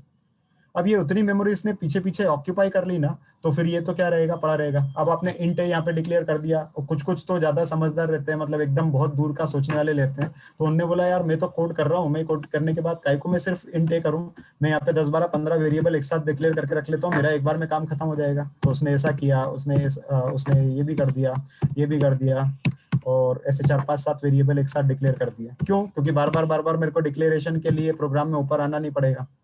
नॉर्मली आप कहाँ लिखते हो ये वाला लाइन आप सबसे ऊपर लिखते हो प्रोग्राम में। जैसे आपने studio.h और कोनिया.h और जो भी लाइब्रेरी है उसको इंपोर्ट किया, तो एकदम ऊपर लिखते हो आप लोग, तो वहीं पे आप ये डिक्लेयर भी कर देते हो। और बार आप अगर मान लो एकदम नीचे हो प्रोग्राम के, तो बार बार ऊपर कौन स्क्रॉल करके जाएगा। तो आप कुछ लोग रहते हैं इतने ज्यादा आगे का फॉरवर्ड थिंकिंग लोग रहते हैं, तो वो सारे वेरिएबल एक साथ डिक्लेयर कर देते हैं एक बार में। अब उसने यहाँ पे 50 वेरिएबल डिक्लेयर कर दिए, पर 50 में से यूज तो 5 ही हुए पूरे प्रोग्राम में, या 10 ही हुए। तो क्या होगा, उसके पीछे का उन्होंने जो मेमोरी लेके रखा था वो फिर भी ऑक्यूपाइड रहेगा प्रोग्राम के थ्रू, तो वो मेमोरी लॉस होता है, तो उसको अवॉइड करना है, ठीक है। और उसके साथ क्या होता है कि थोड़ा डायनेमिसिटी और जो प्रोग्राम का रहता है वो भी डाउन जाता है। तो इन सब चीजों को हटाने के लिए, प्रॉब्लम को दूर करने के लिए पाइथन और स्केला नाम सुना है, क्या होता है स्केला, क्या होता है, किसी को पता है? Another programming language. Correct, Scala is another programming language. ये भी एक प्रोग्रामिंग लैंग्वेज है जो अभी डेवलप होना शुरू हुई है, और ये स्पार्क पे बहुत अच्छा चलती है। अगर कंफ्यूज हो गए हो, स्पार्क का नाम सुन के डर लगने लग गया है, तो डरो मत। सब डेटा साइंस के अलग अलग टूल्स होते हैं जो हम लोग अपने मास्टर्स प्रोग्राम में बहुत डिटेल में पढ़ाते हैं। तो पर और बहुत ज़्यादा ये यूज़ भी होते हैं इंडस्ट्री के अंदर, और असली यूज़ उन्हीं का ही होता है। बाकी सब तो पानी कम वाला बोलते हैं जिसको, कि बाकी सब तो पानी कम है, पर ये सब जो चीज़ें होती है, अलग अलग जो टूल्स होते हैं, वो बहुत ज़्यादा इन डेप्थ में यूज़ होते हैं इन इंडस्ट्री स्केल प्रोजेक्ट्स। और हम लोग डेली इसके साथ खेलते हैं, मतलब मेरा तो डेली दिन रात का उठना बैठना इस तरह के टूल्स के साथ में। तो ज़्यादा उसमें स्केयर नहीं होना है। बट ये जब बड़ा डेटा आता है, बिग डेटा नाम सुना होगा, big data 5V, velocity something ऐसा कुछ सुना होगा आप लोगों ने। तो जब आपके पास जो डेटा रहता है गीगाबाइट्स में, टेराबाइट्स में, पेटाबाइट्स में, तो उस तरह के डेटा को हैंडल करने के लिए हमको कुछ इंजन चाहिए होते हैं जो कि इस तरह के बिग डेटा को हैंडल कर पाए। And Scala is one of them in memory system. तो वो इन मेमोरी प्रोसेसिंग सिस्टम होता है जिसके अंदर वो क्या करता है, रन टाइम पे डेटा का एनालिसिस करता है, और वो बहुत बड़े बड़े डेटा का करता है। मतलब गीगाबाइट्स में उसमें डाल दो, कोई फर्क नहीं पड़ता। अभी मैं यहाँ पे डालूंगा गीगाबाइट्स में, क्या प्रॉब्लम है? कोई प्रॉब्लम बता सकता है यहाँ पे कि लैपटॉप में मुझे अगर 5 GB डेटा प्रोसेस करना, क्या मैं कर पाऊंगा? बताओ जल्दी। Yes, sir, it will take time, but you will be able to do it, right? चलो ठीक है, मैं करके देखता हूँ। मैं आपको एक सिंपल सा एग्जांपल बताता हूँ कि क्या प्रॉब्लम है इसमें, ठीक है। लाओ, ये कैसे काम करता है ना पाइथन, हाउ पाइथन वर्क्स, कि यहाँ पे हमारे पास लेट्स से आपका हार्ड ड्राइव है, ठीक है। हार्ड ड्राइव के अंदर मे बी 6 GB का कोई फाइल पड़ा होगा, ठीक है। Now here this is your Python console, maybe Jupyter notebook और any other one. Now how Python works, कि यहाँ पे आपके पास एक मे बी एन एक्सेल तो नहीं बोलूंगा, बट कोई भी एक टेबल है, और उस टेबल को आपको प्रोसेस करना है, समराइज करना है। तो वो समराइज करने के लिए टेबल को जब आप पाइथन में लोगे, so what Python does it, कि ये पूरा की पूरा टेबल का एक कॉपी बनाता है अपने अंदर, and that it puts in the RAM of the system. RAM समझते हो क्या होता है? What is the RAM difference between RAM and hard drive? Permanent memory होती है sir hard drive. Correct, hard drive is a permanent memory, और वो आती है हमारे पास। बोलोगे अरे हमारे पास तो टेराबाइट की हार्ड ड्राइव है, 1 TB की हार्ड ड्राइव है, क्या प्रॉब्लम है, 6 GB तो कुछ भी नहीं लगता है, इसकी जगह तो हम लोग 50 मूवी डाउनलोड कर सकते हैं बड़ी बड़ी, तो क्या फर्क पड़ता है 6 GB की फाइल से? कोई फर्क नहीं पड़ता, बट फर्क पड़ता है तब जब आप उसको डेटा को समराइज करने की कोशिश करते हैं, डेटा को प्रोसेस करने की कोशिश करते हैं। तो पाइथन क्या करता है, ये उठाता है और इसका एक कॉपी यहाँ पे बनाने की कोशिश करता है 6 GB। सेम अगर ये 6 GB का है तो 6 GB तो कम से कम डेटा इसको लगेगा, उससे ज्यादा ही लगेगा, but at least 6 GB it is going to take, right? आपने एक कॉपी बनाई, 1 copy is going to cost you 6 GB. If you have created another copy of it, it is going to cost you how much? 12 GB, at least 12 GB, at least, right? Am I clear here? तो अगर आपने यहाँ पे 2 copy बना दी गलती से, या फिर समराइज करते टाइम पे सिस्टम को जो प्रोसेसिंग पावर है उतनी लग गई, जिसके अंदर उसने कुछ एक्स्ट्रा वेरिएबल बना दिए, कुछ एक्स्ट्रा फील्ड बना दी और ये सब बना दिया, तो it is going to take lot of time, lot of memory. और वो कौन सी मेमोरी ये लेगा? Which memory it is going to take from? Is it going to be from hard drive or is it going to be from RAM? From RAM. From RAM, RAM. है ना? RAM से लेगा, RAM से लेगा ना। अभी बताओ मेरे पास कि आप लोगों के पास लैपटॉप तो होगा, नॉर्मली स्टैंडर्ड लैपटॉप का कॉन्फ़िगरेशन आपके पास क्या रहता है? i3 प्रोसेसर, है ना? i3 के साथ में क्या होता है? क्या होता है i3 and then next thing that you look at in a laptop, RAM, and normally it's 8 GB 8 GB RAM. Normally it's 8 GB RAM. अरे भाई आपके पास जो आपका कंटेनर है जिसके अंदर आप रन करने वाले, उसका बेचारे का साइज ही 8 GB का, उसके ऊपर आप 12 GB थोपने की कोशिश करोगे तो वो फेल नहीं हो जाएगा?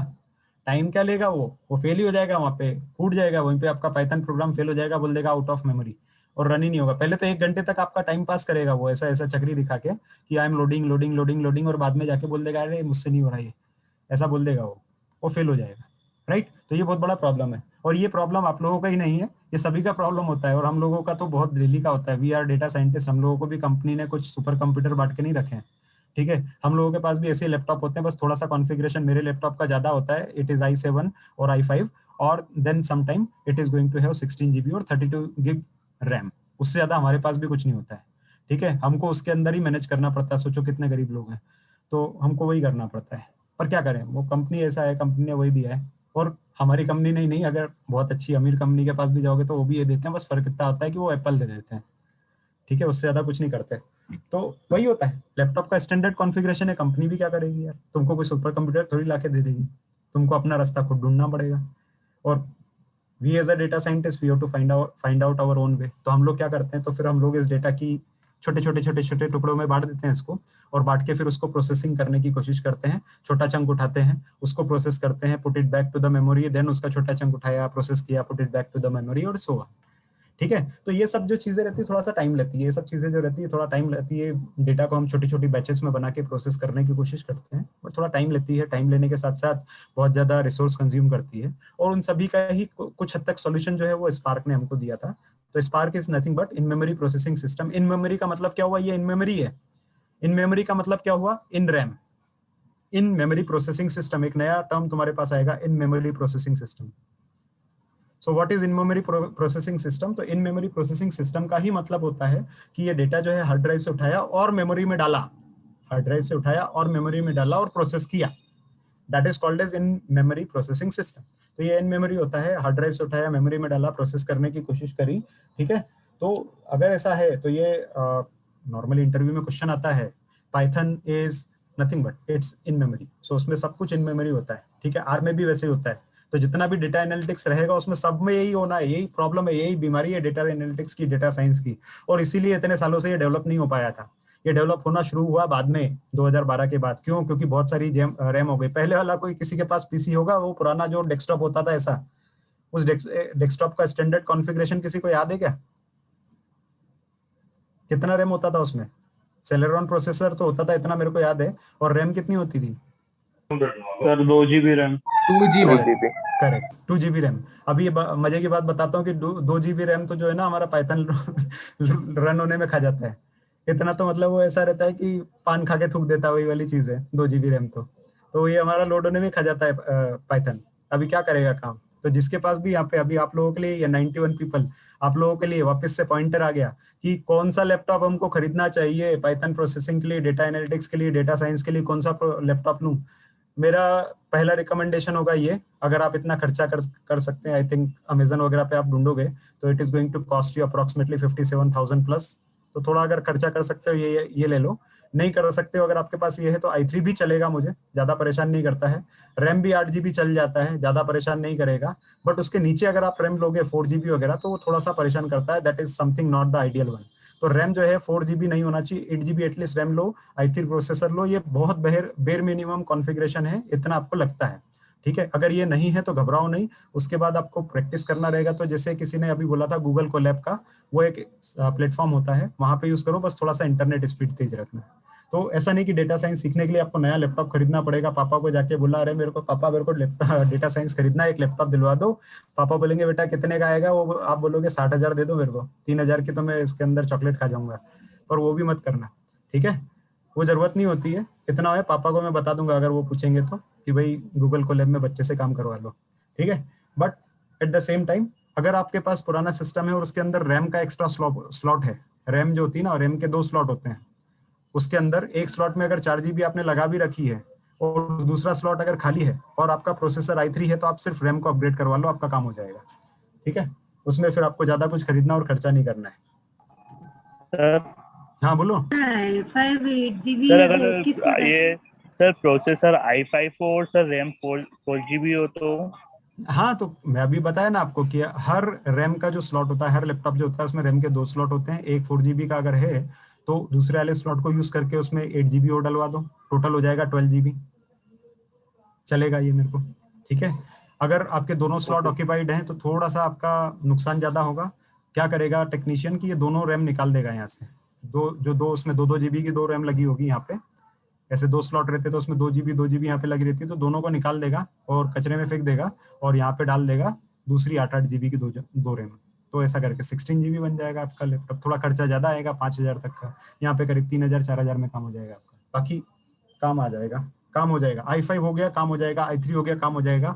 उससे नीचे जाना अलाउड नहीं है, ठीक है। रैम थोड़ा सा मुझे ज्यादा लगता है इसमें, तो रैम चाहिए, और क्यों लगता है वो आपको बता दिया मैंने यहाँ पे, ठीक है, कि हमारा पाइथन ही 2 GB के आसपास का रैम खा जाता है, तो वो वैसे रिसोर्स इंटेंसिव प्रोसेस होती है सारी। बट काफी आसान है, तरीके बहुत सारे हैं सॉल्व करने के। अगर आपको बिल्कुल भी खर्चा नहीं करना है तो गूगल कोलैब तो हमारे पास है, उसका यूज कर लो। और भी ऑनलाइन एडिटर्स होते हैं पाइथन के जो कि रन करते हैं, सिर्फ आपको इंटरनेट पे लॉगिन करना है, उस पाइथन के एडिटर पे आपको कोडिंग करते जाना है। तो आपको फिर एक लैपटॉप भी नहीं बदलना है, इवन आपके पास सेलेरॉन पड़ा हुआ है या पुराना प्रोसेसर है। और फॉर एन इंस्टेंस कमाल की बात बताता हूँ आपको, कमाल की बात बताता हूँ, अगर आपके पास मोबाइल फोन है तो मोबाइल फोन पे भी ऑनलाइन एडिटर्स होते हैं पाइथन के, आपको प्रैक्टिस करना हो चलते चलते। अगर अभी बस में बैठे हैं या फिर गर्लफ्रेंड से मिलने जा रहे हैं, गर्लफ्रेंड जो रहती है इंदौर में नहीं रहती है, जबलपुर में रहती है, 4 घंटे का रास्ता है, तो फिर मोबाइल के ऊपर डाउनलोड कर दो वो IDE, और उस मोबाइल के अंदर ही आप कोडिंग भी कर सकते हो। तो जो मोबाइल में आप टाइम वेस्ट करते हो इंस्टाग्राम वगैरह देख के, उसकी जगह पाइथन की कोडिंग करो, थोड़ा सा चलेगा, आपका काम आसान हो जाएगा, सैलरी बढ़ जाएगी, शादी जल्दी हो जाएगी, ठीक है। नहीं होगी सैलरी नहीं बढ़ेगी तो शादी नहीं हो पाएगी, लड़की नहीं देगा कोई आपको, ठीक। तो ये थोड़ा सा आपके लिए प्रॉब्लम हो जाएगा, ठीक है। तो अगर अच्छी शादी करनी है, अच्छी लड़की से शादी करनी है तो थोड़ा कमाना सीखो, ठीक है। तो ये हम लोग यहाँ तक आ गए हैं। यहाँ तक आने के बाद आगे बढ़ते हैं थोड़ा सा। ये हम लोगों ने वेरिएबल असाइनमेंट देखा था, ये तो आपको पहले से ही पता है, C++ वगैरह में सब जगह पढ़ा है, जावा में भी पढ़ा है। बस फर्क इतना है कि यहाँ पे ये आपको नहीं करना पड़ता। अब ये नहीं करना है तो आपने वेरिएबल असाइन कर दिया और यहाँ पे रन करके देखो वेरिएबल की वैल्यू क्या होती है। तो वेरिएबल की वैल्यू आपको देखनी है, करना क्या है, यहाँ पे सिंपल सा आओ यहाँ पे और रन कर दो, कंट्रोल एंटर दबा के 11 आ गया, 11 आ गया, सही है। वही हम लोगों ने 5 + 6 11 ही देखा था, वही आया है, ठीक है। कुछ उसके अंदर ऐड करना तो A+1 कर दो, 12 हो जाएगा वो। ये तो बहुत बेसिक ऑपरेशन है, हम तो बचपन से सीख के आए हैं, ये करा होगा आप लोगों ने ये सब, ठीक है। तो ये तो इंजीनियरिंग फर्स्ट ईयर में आप लोग सीख लेते हैं। जो MBA बैकग्राउंड के हैं वो उन लोगों के लिए भी बहुत टफ ये नहीं है, बहुत आसान काम है ये, ठीक है। Now next one is assignment. हम लोगों ने करके पहले भी दिखा दिया मैंने, वही वापस रन कर रहा हूँ। नाउ अभी इसके अंदर एक और चीज है, ये जो एक होता है यहाँ पे इक्वल टू, जो कि एक इक्वल टू होता है, और एक होता है डबल इक्वल टू। इन दोनों में क्या फर्क आता है?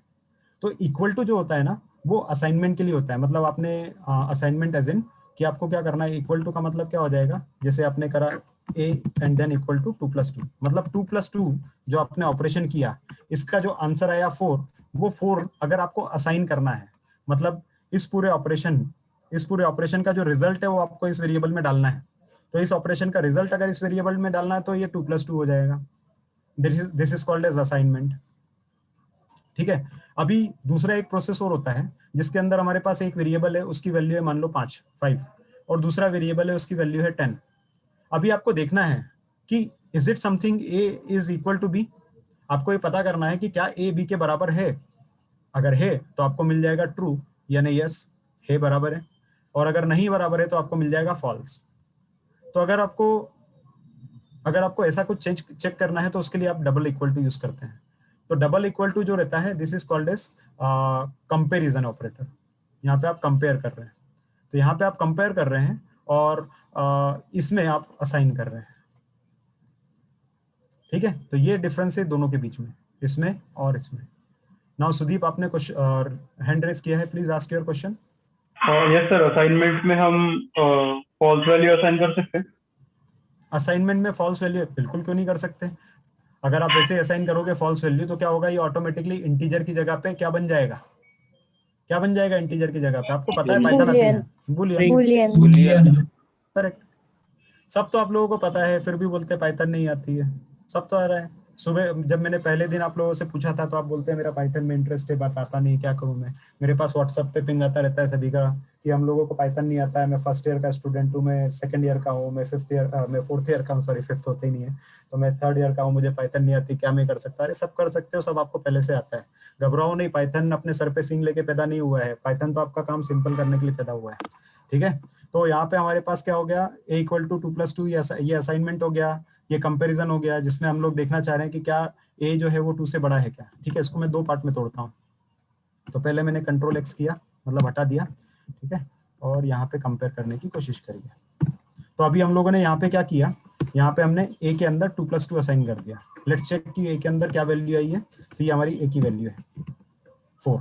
ठीक है, अब हम चेक करने की कोशिश कर रहे हैं कि क्या a जो है वो 2 के बराबर है, क्या a 2 के बराबर है, ये हम चेक करने की कोशिश कर रहे हैं। बहुत सिंपल सा काम कर रहे हैं, बहुत बेसिक सा काम कर रहे हैं, पर बहुत बड़ा काम कर रहे हैं। देखना जरा, आंसर आ गया हमारे पास फॉल्स, कि नहीं a 2 के बराबर नहीं है। अच्छा, a 2 के बराबर नहीं, क्या a 4 के बराबर है? हाँ, a तो 4 के बराबर है, तो ट्रू आ गया। तो मतलब बुलियन कंपेरिजन हो गया। बहुत सिंपल सा ऑपरेशन था और बहुत ईजी था, करके भी हमने देख लिया। आधा पाइथन तो हमने बातों बातों में सीख लिया। चलो थोड़ा बचा कुचा और सीख लेते हैं, अभी तो 10% की सीखा है, आधा कैसे हो सकता है। हाँ भाई अर्पित, आप क्वेश्चन पूछना चाह रहे हैं, पूछिए। सर एक डाउट है। हाँ सर, अपन यहाँ असाइनमेंट ऑपरेटर यूज कर रहे हैं, सर मान सर एक साथ में अपन एडिशन यूज कर रहे हैं, सबट्रैक्शन यूज कर रहे हैं, सर डिवीजन यूज कर रहे हैं, सर वहाँ प्रायोरिटी ऑर्डर चलेगा? वहाँ पे सिर्फ डिवीजन सॉल्व होगा, फिर एडिशन, फिर मल्टीप्लिकेशन, सर ऐसा कुछ? हाँ क्या? अच्छा, प्रायोरिटी नहीं प्रायोरिटी होता है। तो जो ऑपरेटर प्रायोरिटी आप जो बोलते हैं ना, वो कहाँ लगता है? ऐसे अलग अलग सेल में नहीं लगता है, एक बार में एक ऑपरेशन कर रहे हो उसमें नहीं लगता, उसमें वहां लगता है। जैसे आपने बोला a मल्टीप्लाई बाय, सॉरी, अगर ऐसा लिखा हुआ है 2 × 3 +5 समथिंग ऑफ दैट सॉर्ट, अगर आपने ऐसा कुछ लिखा है तो यहाँ पे प्रायोरिटी होता है। बॉडमिक वो रूल होता है ना, बॉडमास रूल होता है, तो वही लगेगा यहाँ पे। तो सर मतलब इस पाइथन में यूज होता है, क्योंकि सर सी लैंग्वेज में से यूज नहीं होता है, C++ में यूज नहीं होता है बॉडमास का। ये देखो यहाँ पे हुआ ना, 2 × 3 6 + 5, तो पहले मल्टीप्लिकेशन को प्रायोरिटी मिली, देन उसके बाद एडिशन को मिली। Yes sir, correct. तो होता है, अरे यूनिवर्सल है वो चीज, यूनिवर्सल सब जगह लगेगा वो। एटलीस्ट पाइथन तो एक्सेप्ट करता है उसको। हमारा पाइथन सीधा है बेचारा है, वैसे नाम उसका बड़ा खतरनाक है, डर लगने वाला है। पाइथन मतलब आप समझते हो क्या होता है, अजगर, ठीक है, बट होता नहीं है उतना खतरनाक है। पता नहीं बनाने वाले को क्या सूझी है इसको, उसने सारे नाम जो रखे हैं वो कहीं ना कहीं स्नेक फैमिली पे रखे हैं, सांपों पर ही रखे हैं या जानवरों पे रखे हैं, पता नहीं क्या उसको सूझा। बट एनीवेज, वो लोग भी खेलते रहते हैं, उनको भी टाइम पास चाहिए। जैसे मोबाइल बनाने वाले को क्या सूझी थी, उसने एंड्रॉयड के जो अलग अलग वर्जन रखे थे, रास्पबेरी पाई और क्या क्या थे, बहुत सारे पहले वर्जन आए थे, सब जो थे खाने की चीज़ों पे थे, तो बड़े डिलीशियस नाम थे। तो यहाँ पे भी ऐसे ही कुछ इन्होंने रखा, बड़े खतरनाक नाम रखे हैं, सब जानवरों के नाम थे। पंडा मतलब क्या, वो पंडा जो होता है एनिमल। फिर उसी तरह से उसने बहुत सारी स्पाइडर रखा है, और भी बहुत सारी लाइब्रेरीज है, वैसे ही नाम रखे हैं उसने। एनीवेज आगे बढ़ते हैं। तो यहाँ तक तो हम लोग पहुंचे। अब उसके बाद प्लेइंग विथ वेरिएबल हम लोग करते हैं, थोड़ा सा वेरिएबल के साथ खेल लेते हैं, थोड़ा प्लस माइनस वगैरह ये सब करके देखते हैं। तो हमने क्या करा, x में एक वैल्यू असाइन करी विच इज 15, दूसरा y में एक वैल्यू असाइन करी विच इज विजय। तो हमारे पास x जो है वो इंटीजर टाइप का है, y जो है कैरेक्टर टाइप का। बताऊंगा कैसे चेक करते हैं, बट अभी ये रन करके देखते हैं। तो ये देख लो, x में हमने वैल्यू डाल दी 15 प्लस विजय, दोनों आ गई। ठीक है, अब आपको चेक करना है कि x का टाइप क्या है, y का टाइप क्या है, टाइप चेक करना है। तो पाइथन तो बहुत पहले से ही एकदम ही सिंपल है, आपको बताया था एकदम ही सीधा साधा है।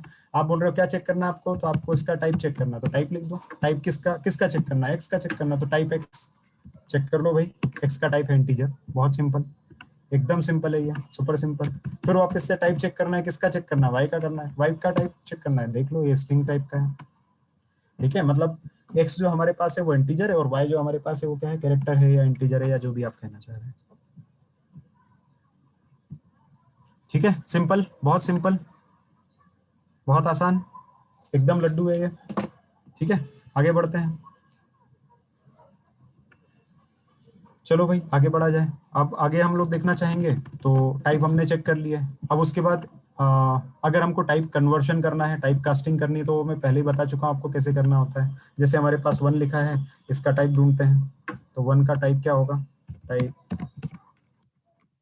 टाइप ऑफ 1 ढूंढोगे, इंटीजर टाइप का दिखा दिया।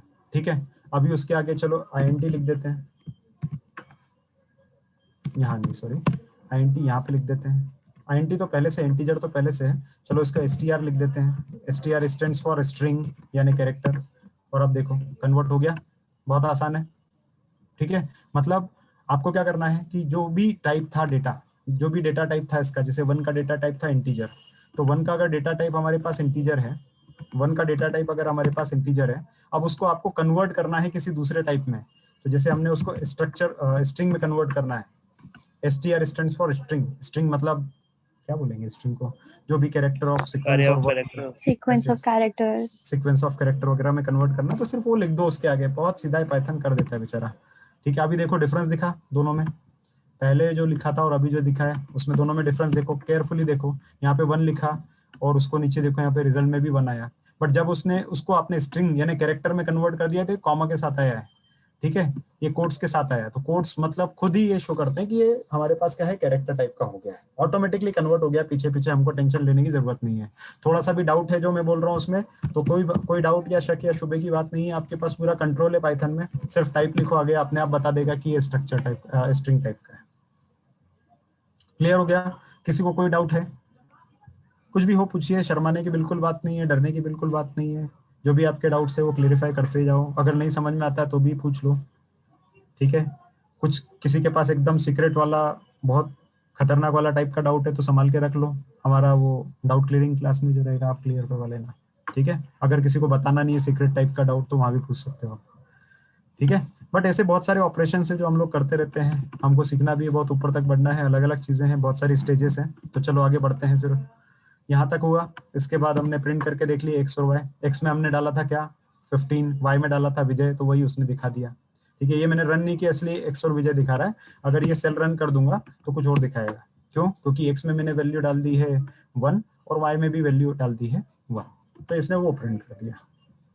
करेक्ट, बहुत सिंपल है, बहुत सिंपल है। अच्छा, एक सिंपल है तो इसी बातों बातों में एक क्वेश्चन और याद आ गया मुझे, पूछ लेता हूँ आप लोगों से, शायद आप लोग जवाब दे पाएं, शायद क्या आप लोग जवाब दे पाएंगे, मुझे पूरा कॉन्फिडेंस है। मुझे ये बताओ कि भाई ये हम लोग इतना सारा ऑपरेशन यहाँ पे कर रहे हैं, ये जो डेटा आया है इस डेटा को सेव कहाँ पे करते हैं, अगर मुझे सेव करना है आगे के लिए तो? मतलब मान लो मेरे को एक टेबल बनाना है, उस टेबल के अंदर मुझे नाम लिखना है, नेम, एम्प्लॉय, सैलरी और जो भी एम्प्लॉय रिकॉर्ड वगैरह होते हैं, हर जगह पे होते हैं, आप लोगों ने बनाया होगा बचपन में लाइब्रेरी मैनेजमेंट सिस्टम, या फिर और ना कोई प्रोजेक्ट आप करते रहते हो, तो उसके अंदर डेटा सेव करते हो, कहाँ रखते हो डेटा सेव करके? डेटाबेस में सर। डेटाबेस में। तो डेटाबेस कौन कौन से होते हैं, कितने टाइप के होते हैं, और कोई नाम बता पाएगा? MySQL, MongoDB, Oracle, MySQL, MongoDB, Oracle, MySQL, yes sir, MySQL, MongoDB, ठीक है, Zengo, ओके, माइक्रोसॉफ्ट का भी होता है। हाँ, तो बहुत सारे डेटाबेस होते हैं ना, तो ये डेटाबेस का यूज करना चाहिए हमको, नहीं करना चाहिए, क्या लगता है? कोई डेटा साइंटिस्ट यूज करता होगा इनको? यस सर, करता होगा। क्यों करता होगा, क्या कारण हो सकता है? सर डाटा को स्टोर स्टोर करने के लिए करने के लिए। डेटा को स्टोर करने के लिए ऑफ कोर्स आपके पास इतना सारा डेटा आने वाला है अलग अलग क्लाइंट्स का। मान लो किसी आप बैंक में काम कर रहे हो तो बैंक से तो अलग अलग कस्टमर जो लोन अप्लाई कर रहे हैं उनका डेटा आएगा ना। वो जो लोन अप्लाई कर रहे हैं उनका डेटा आएगा तो सेव कहाँ पे करके रखोगे? तो वो सेव करके रखोगे आप किसी ना किसी डेटाबेस में। Normally it is MySQL, but आजकल क्या है सब पुराने हो गए हैं थोड़े से। ये MySQL कहाँ पे होता है? ये MySQL डेटाबेस कहाँ पे रखते हो आप लोग नॉर्मली? कहाँ होता है ये? बहुत simple question. Sir system folder में। ओके तो आपके लैपटॉप में रखते हैं, आप ये कहना चाहते हैं? क्लाउड। आपके लैपटॉप में रखना चाहते हैं। किसी दिन आपके लैपटॉप में वायरस ने खा लिया, वायरस लग गया तो क्या हुआ? मेरे तो कस्टमर का डेटा चला गया। मेरे कस्टमर वेब सर्वर पे सर क्लाउड पे रखते क्या? क्लाउड पे रखोगे बारिश हो जाएगी सारा डेटा गिर जाएगा। आज अभी बारिश का सीजन चल रहा है, क्लाउड पे रखोगे बारिश में सब डेटा बह जाएगा। क्लाउड पे अपलोड कर देंगे सर। सर मल्टीपल कॉपीज हो, मल्टीपल कॉपीज रखने डेटा सर्वर पे। सर्वर पे तो सर्वर जो लोग बोल रहे हैं वो भी सही है, क्लाउड जो बोल रहे हो वो बिल्कुल सही है। ठीक है तो सर्वर मतलब थोड़ा सा रखते हैं पर वो सर्वर वाला काम थोड़ा पुराना हो गया, पहले रखते थे। सर्वर मतलब क्या होता है? सर्वर मतलब एक बड़ा सा कंप्यूटर होता है, बड़ा सा सिस्टम होता है, उसके अंदर बहुत सारी जगह होती है, उसका रेगुलरली बैकअप लिया जाता है और उसमें ये सब डेटा रखा जाता है।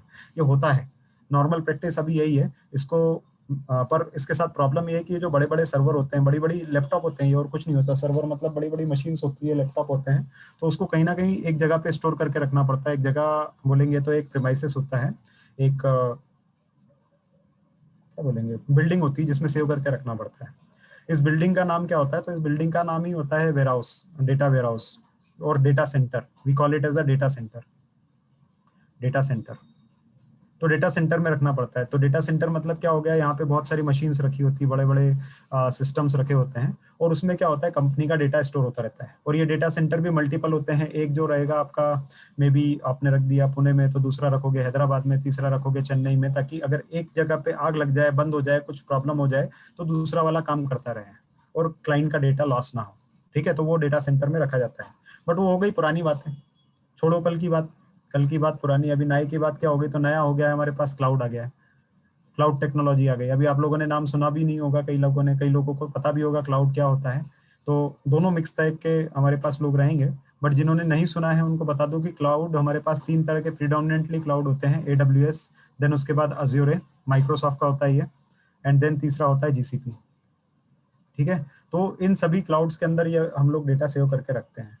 जैसा भी डेटा रहता है ये सब यहाँ पे सेव करके रखते हैं, ताकि जब भी जरूरत पड़ेगी, कुछ भी होगा तो ये लोग मैनेज करते हैं उसको। और ये बहुत ऑर्गेनाइज तरीके से इसको मेंटेन करते हैं। इनका अप टाइम होता है 99.99%, मतलब 99.99% दिनों में ये अप रहेगा, कभी डाउन नहीं होगा, ऐसा कुछ उसके अंदर रहता है। और बहुत सस्ता भी होता है। आप लोग अपना AWS अकाउंट बना सकते हैं, फ्री होता है ये भी AWS अकाउंट बनाना। तो आप अपना AWS अकाउंट बना सकते हैं, उसमें थोड़ा सा डेटा रखना है तो रख भी सकते हैं। आप अपना MySQL इंस्टेंस यहाँ पे स्पिन अप कर सकते हैं, बना सकते हैं, उसके ऊपर रख सकते हैं। बहुत सिंपल होता है ये सब चीज़ें गाइस।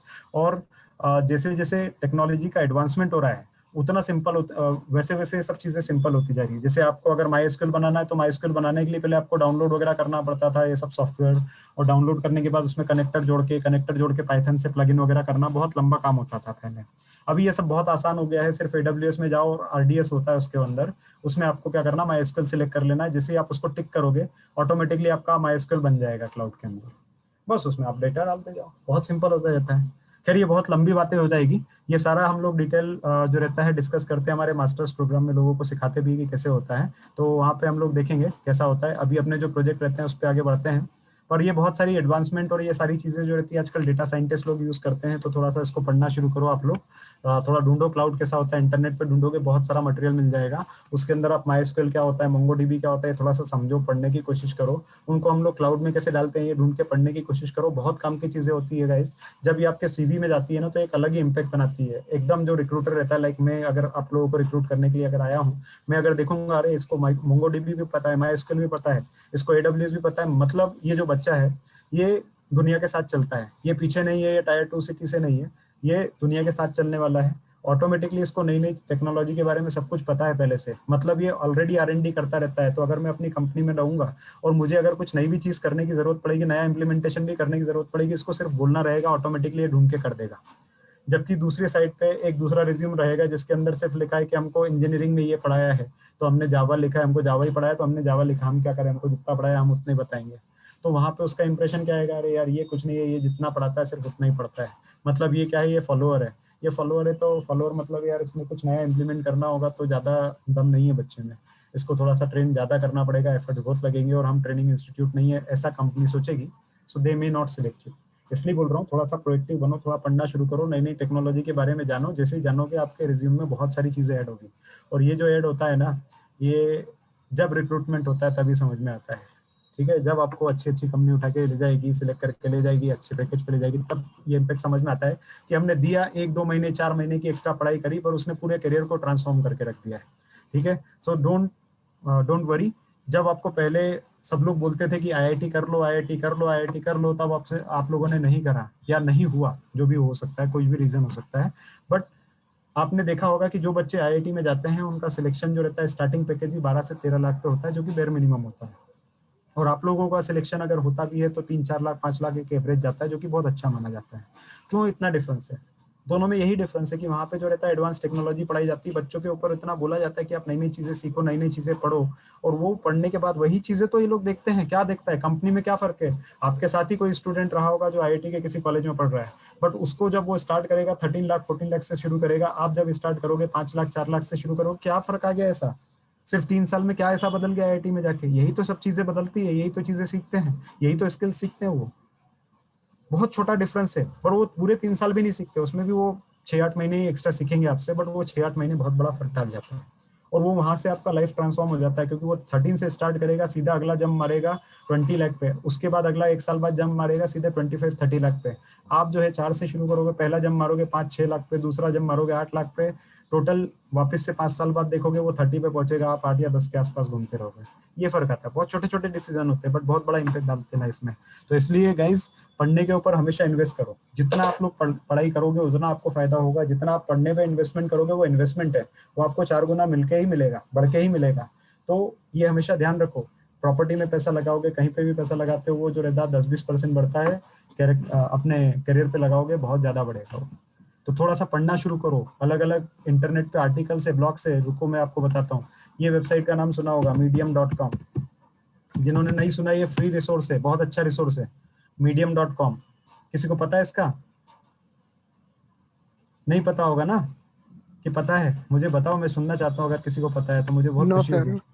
ये बहुत अच्छी वेबसाइट है, इसके अंदर बहुत सारे आर्टिकल होते हैं, बहुत सारे आर्टिकल, बहुत सारे ब्लॉग्स होते हैं। ये देखो, और जो जो डेवलपमेंट हो रहे हैं हर चीज का आप बस सर्च मारोगे आपको मिल जाएगा। ठीक है, इसके अंदर सर्च वाला ऑप्शन आप ढूंढो और इसके अंदर आप सर्च करोगे, बहुत सारे आर्टिकल आपको मिल जाएंगे। जैसे प्रोग्रामिंग है तो ये प्रोग्रामिंग पे आप क्लिक करोगे तो प्रोग्रामिंग से रिलेटेड बहुत सारे आर्टिकल आपको मिलने वाले। पाइथन से रिलेटेड, ये जावा स्क्रिप्ट है, ये डेटा साइंस है, ये मैथ्स है, ये सॉफ्टवेयर इंजीनियरिंग है। डेटा साइंस क्लिक करो, आपका इंटरेस्ट इसमें है, इस पे क्लिक करोगे तो ये देखो, the machine learning behind delivering the result and ads. तो अभी जो एडवर्टाइजमेंट्स होते हैं उसके अंदर रैंकिंग कैसे होती है।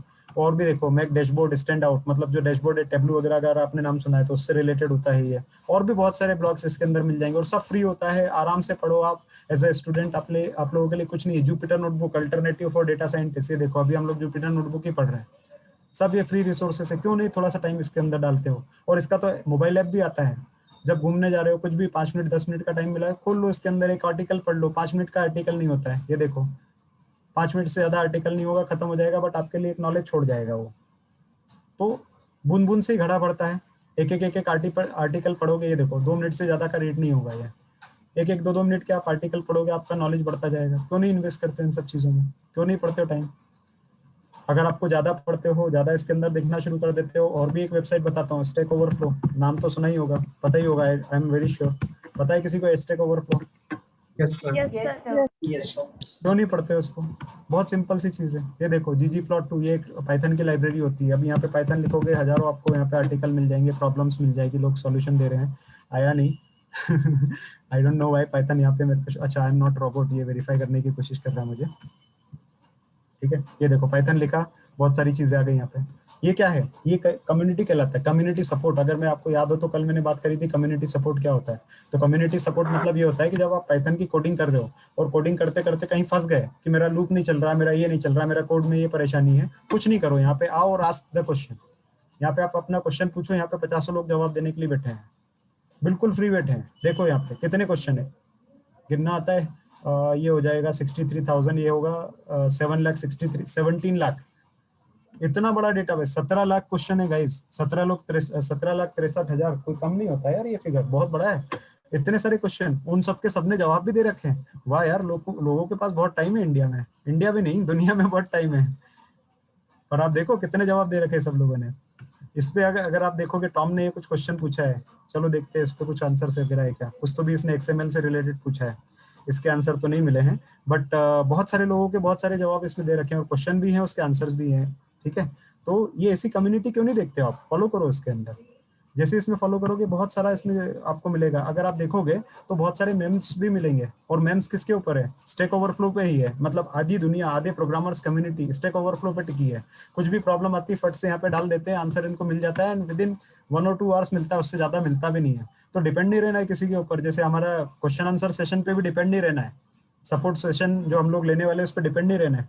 आपको मैंने बताया है, बस उसके ऊपर आप प्रैक्टिस करो। प्रैक्टिस करने के बाद कोई क्वेश्चन आया है, सीधे यहाँ पे अपना लॉगिन आईडी क्रिएट करो और यहाँ पे आस्क क्वेश्चन पे आके क्वेश्चन पूछ लो। जैसे ही क्वेश्चन पूछोगे तो आपको उसके अंदर क्वेश्चन का रजिस्ट्रेशन हो जाएगा। देखोगे, आई कैन बेट कि with in 15 to 20 minute normally, या फिर ज्यादा से ज्यादा आधा 1 घंटा, उसमें कोई ना कोई जवाब दे देगा अगर आपने क्वेश्चन सही तरीके से पूछा है तो। ठीक है, तो बहुत अच्छी कम्युनिटी है। एक मैंने और बताया था, किसका बताया था आपको, नहीं बताया अभी, सॉरी, kaggle.com, सुना है किसी ने नाम? Yes sir. हाँ चलो, अच्छा है। आई एम हैप्पी कि कुछ लोगों को तो पता है इसका, बट जो लोग डेटा साइंटिस्ट एस्पिरेंट्स हैं, एस्पिरेंट मतलब डेटा साइंस पढ़ना चाहते हैं, उनके लिए ये जो रहेगा ना, ये वेबसाइट एक मंदिर से कम नहीं है। यहीं पे ही सारा कंपटीशन होता है, ये बहुत बड़ा है और ये बहुत रेपुटेटेड है। यहाँ पे आप देखोगे कॉम्पिटिशन्स होते हैं। कंपटीशन मतलब क्या होते हैं, डेटा साइंस के कंपटीशन है। ये ऐसा नहीं है कि भाई किसी को गाने के लिए बोलेगा, यहाँ पे एक्टिंग करने का बोलेगा, वो वाले कंपटीशन नहीं है यहाँ पे। ये डेटा साइंस के रिलेटेड कंपटीशन है। उसमें क्या होता है कि अलग अलग कंपनीज जो होती है, अलग अलग कंपनीज आती है, अपना डेटाबेस यहाँ पे लोड करती है, डेटा सेट लोड करती है। और ये देखो, तो ये इन्होंने डेटा सेट लोड किया, RSNA, मतलब ये RSNA मतलब वो कोविड वाला है। तो कोविड डिटेक्शन वाला एक SIIM करके ऑर्गेनाइजेशन था, जिन्होंने ये हैकाथन रन किया था, कंपटीशन रन किया था। उस कंपटीशन में 1084 टीमें पार्टिसिपेट करी थी। और अगर आप गलती से ये कंपटीशन जीत जाते, गलती से क्या, मेहनत से कंपटीशन जीत जाते हैं, तो आपका जो प्राइज है वो इतना प्राइज आपको मिलेगा। कितना है भाई, जीरो गिनो जरा, 1000, 10,000, 1 लाख, $1 लाख को 75 से मल्टीप्लाई करो, कितना हो गया भाई, कितना प्राइस है ये? $1 लाख का 75 से गुना करोगे कितना आएगा, इमेजिन भी करोगे? 75 लाख रुपए, वाह। ये तो फ्री में 75 लाख रुपए मिलने का हमको चाबी मिल गई। मुबारक हो, आप लोग करोड़पति हो गए 2-4 कंपटीशन जीत के। कौन बनेगा करोड़पति, क्यों लड़ना है, यहीं पे कर लो, यहीं कौन बनेगा करोड़पति हो जाएगा आप लोगों का। यहाँ देखो जरा, $50,000, ठीक है, मतलब कितना, मोटा मोटा 35 लाख रुपए, $60,000, वापस से 75 लाख, 2-4 कंपटीशन जीत गए तो ऐसे हो जाओगे यार, कौन बनेगा करोड़पति, खेलने की जरूरत ही नहीं है। Google smart 4 decimetre challenge, G2 net, ठीक है। तो ऐसे बहुत सारे चैलेंज इसके अंदर होते हैं। खैर, that was for just fun purpose, ठीक है, जोक्स असाइड, बट यहाँ पे फ्री कंपटीशन भी होते हैं और ये लर्निंग के लिए होते हैं। तो अगर आप नहीं जीत पा रहे हैं, कोई चिंता की बात नहीं है। जिन लोगों ने जीता है, आप उनका भी तो डेटा यूज कर सकते हो। वो लोग भी जो जीतते हैं ना इसके अंदर, तो वो अपना डेटा भी रहते हैं। जैसे किसी को खोल के देखोगे यहाँ पे, तो ये खोल के देखोगे तो यहाँ पे आपको मिल जाएगा इसका ओवरव्यू कि भाई क्या चलाया इन लोगों ने, कंपटीशन क्या था, उसके बारे में ये बताता है, ठीक है। गुड लक भी लिखता है आखिरी में, ताकि ये पता चले कि ये भाई आपके साथी है, आपका शुभचिंतक है, इसलिए गुड लक लिखा है। यहाँ पे डेटा मिल जाता है आपको पूरा, ये ट्रेन डेटा, टेस्ट डेटा अभी बताऊंगा। मतलब नॉर्मली डेटा साइंस जब हम लोग पढ़ते हैं या फिर पढ़ाने वाला हूँ जब मैं आपको, तो बताऊंगा ट्रेन टेस्ट डेटा वगैरह क्या होता है। और यहाँ पे देखोगे तो कोड भी मिल जाता है। कई लोग अपनी पूरी जुपिटर नोटबुक शेयर कर देते हैं, यहाँ पे कोड ही शेयर कर देते हैं। आपको क्या करना है, थोड़ा सा पहले फंडामेंटल सीखने हैं, और सीखने के बाद इनका कोडिंग डायरेक्ट डाउनलोड करो और रन करके देखो। आप देखोगे कि ये लोग कैसे जीते हैं, ठीक है। तो लीडर्स बोर्ड भी होता है यहाँ पे, इसमें पता चल जाता है कि क्या लीडर बोर्ड है, कौन सबसे ज्यादा इसके अंदर ऊपर बढ़ रहा है, कौन नीचे जा रहा है, ये पूरा लीडर्स बोर्ड होता है, करेक्ट। तो दुनिया में पैसे की कमी नहीं है, दुनिया में तरीके की कमी नहीं है। आजकल तो ओपन सोर्स हो गया, सब फ्री में अवेलेबल है। फ्री में पढ़ो और आगे बढ़ो। अगर थोड़ा सा सपोर्ट चाहिए रहता है तो सपोर्ट ढूंढो, पर और किसी के थ्रू पढ़ लो, कोई ना कोई मिल जाएगा आपको पढ़ाने वाला। तो पढ़ने की कमी नहीं है, बट पढ़ो जरूर, ठीक है, किसी से भी पढ़ो, मुझसे पढ़ो, हमारे इंस्टीट्यूट से पढ़ो, बिगनालिटिक्स से पढ़ो, या फिर आपको इंटरनेट पे पढ़ना है फ्री में पढ़ो, यूट्यूब में मिल जाएंगे बहुत सारे चैनल, उसके थ्रू पढ़ो, कहीं से भी आप पढ़ सकते हो। मन में पढ़ने की इच्छा रखो बस, वो पढ़ोगे तो ही आपका कुछ होने वाला है और बहुत अच्छा उसका रिजल्ट मिलने वाला है। So keep learning. ठीक है, चलो आगे बढ़ते हैं, हमारे पास अगले 10 मिनट और हैं। तो सर एक क्वेश्चन है। हाँ जी पूछिए। सर कोरा भी एक क्या अच्छा रिसोर्स हो सकता है? बहुत बढ़िया रिसोर्स है, आपने याद दिला दिया, मुझे याद नहीं था।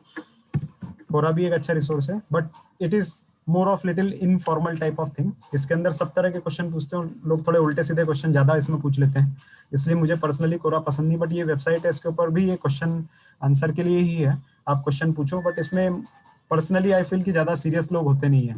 ठीक है, इसमें कुछ लोग सीरियस होते हैं जो सीरियसली डालते हैं इसमें आंसर एंड क्वेश्चन, बट क्या है कि कोरा आप पढ़ने जाओगे ना, 50 दूसरे तरीके के क्वेश्चन अलग मिल जाएंगे आपको, कि भाई करोड़पति कैसे बने, या फिर जोक वगैरह मिल जाएंगे, या कुछ एक दो जो रहेगा इधर उधर की चीज़ों पे आप भटक जाओगे। So that's why I personally recommend कि इसके अंदर थोड़ा सा आप कम ध्यान दो, ज़्यादा आपके पास स्टैक ओवरफ्लो, क्योंकि उसके अंदर सिर्फ उसी तरह के क्वेश्चन रहते हैं जो आपके काम के होंगे। तो स्टैक ओवरफ्लो और मीडियम जो रहता है बहुत अच्छा। सर आई थिंक कोरा में डिपेंडेंसी अपने ऊपर रहती है क्या? आपने जो सिलेक्टर रखे हैं वो इसी के ऊपर क्वेश्चंस आएंगे। करेक्ट करेक्ट, वो है, बट क्या होता है कई बार रिकमेंडेशन या इधर उधर की चीजें आ जाती है तो इंसान का दिमाग तो भटक जाता है। ठीक है, कभी कोई अच्छा सा आर्टिकल आ गया शाहरुख खान के ऊपर, या फिर सलमान खान के ऊपर आ गया कि उसने अपनी बॉडी कैसे बनाई, अगर वो ऐसा आर्टिकल आ गया तो आप उसको अवॉइड नहीं कर पाओगे, और अवॉइड नहीं कर पाओगे, आपने एक बार देख लिया कि सलमान खान ने अपनी बॉडी बनाने के लिए क्या क्या किया था, तो फिर अगली बार जो रहेगा वो आपको शाहरुख खान की बॉडी का भी पता चल जाएगा, और आमिर खान का भी पता चल जाएगा कि उसने क्या क्या किया, ऋतिक रोशन का भी वो बता देगा। तो फिर ऐसे तो बस आप बॉडी बिल्डर बन जाओगे यार प्रोग्रामर की जगह।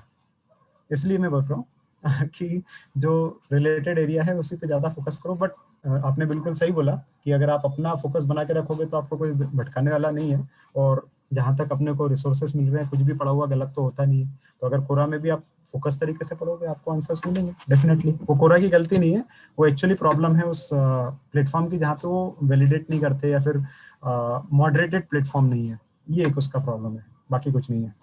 ठीक है, चलो आगे बढ़ते हैं। तो ये इस तरह से प्रिंट करना आपने सीख लिया यहाँ पे, और उसके टाइप भी देख लिए ना। उसके बाद प्रिंट के अंदर फिर आपने डाला value of x is this. अगर ऐसा लिखना है, मतलब समझ रहे हो ना कि क्या करना है आपको, तो यहाँ पे अगर आप लिखेंगे तो यहाँ पे आ जाएगा।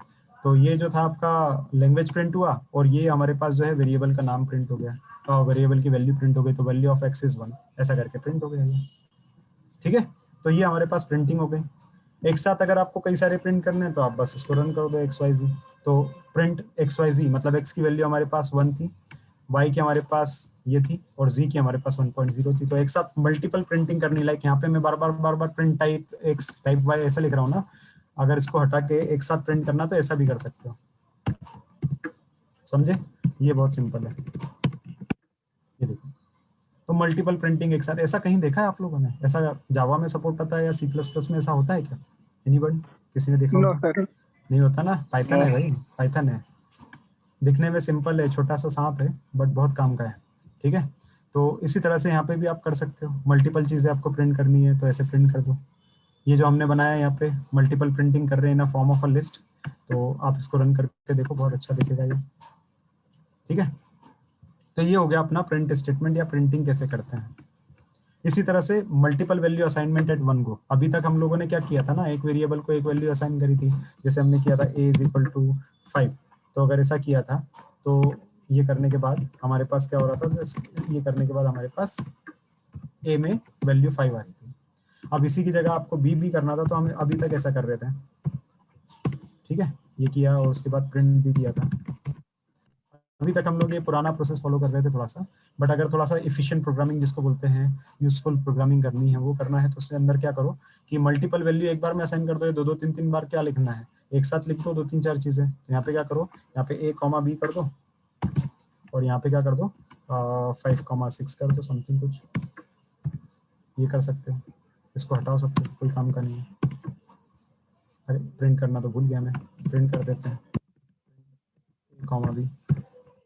अभी देखो, ठीक है, समझ गए? तो एक साथ 2-3 चीजें असाइन हो रही है। ये तो आपका टाइम बहुत बचा रहा है। लाइन ऑफ कोड का किसी को कंसर्न था थोड़ी देर पहले जब मैंने क्वेश्चन पूछा था, ये रहा लाइन ऑफ कोड आपने रिड्यूस कर दिए काफी सारे।